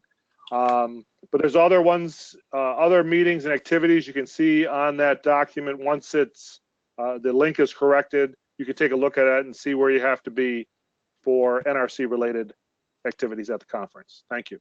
I'm sorry, Dave, which report is it? The executive director's report. Thank you. It'll be fixed today, later on today. This is Sarah. All those links, you can actually go right to the board page. There is a tab that is all about our presence at the RRC, the various activities and events. So it's just a link to that document. So if you wanted to look right now, they're there. But I will fix all those links. I just did that late last night. Thank you. Maggie here. Just a point of information.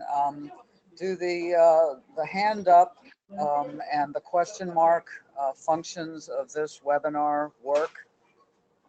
Because I was using them today and they didn't seem to be working. I see no questions asked on my end. That'd be a Bob Hollis question. I don't know if Bob's still on or not. Yeah, yes, they work. Well, no one was monitoring.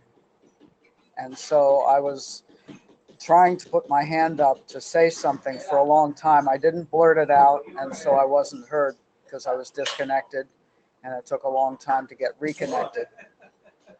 And then I was muted. So I hope we can address that. Yeah, I just wanted to add that same thing happened to me. As I try to talk, I get a message that says I'm muted by the organizer and I can't unmute myself. And then all of a sudden, within the last few minutes, I got unmuted by the organizer, which allowed me to talk. So just wanted to say it's also happening to me. Yeah. Who is me?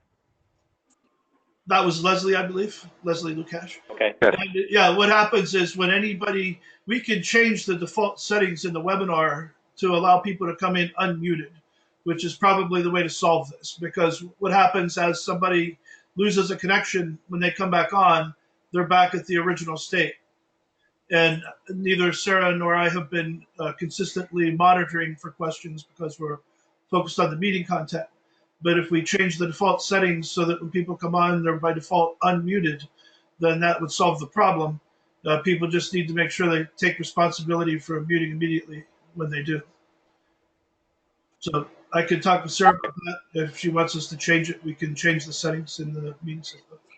That would be helpful because it's dogged me the last 3 meetings. Also, feature. Is anybody going to monitor that, or are we just blurting out what we want to say when we want to say it? I monitored as the chair, and I have seen no questions come in at all today. So the hand up wasn't working. Mick, what we need to do is promote you to organizer at the beginning of the meetings. Oh, no, don't you dare. I need no promotion. Yeah, you can monitor then bang me over the head. Yeah, I also tried the hand and the question box where you can ask a question. So I did try and raise my hand and put a question in there when I was muted. It was working earlier because I got my before Bob unmuted me. I said, I'm still on mute, Bob, because he was asking me if I was there yet. So it did work early on. I've been raising my hand too. This is Rick, but I'm just saying thank you for all your work, and I have to go now. Bye-bye. All right. Okay. Thanks. Right. I'll take a motion to adjourn. Say somebody's name. Motion to adjourn, Gertie. Second, Antillo. Motion. Antillo, Second. Vote with your phone and hang up. If you're still on, we'll deal with it. Meeting, guys. A little longer than expected, but thank you. Have a good weekend. Thank you all. Appreciate the meeting management and discussion.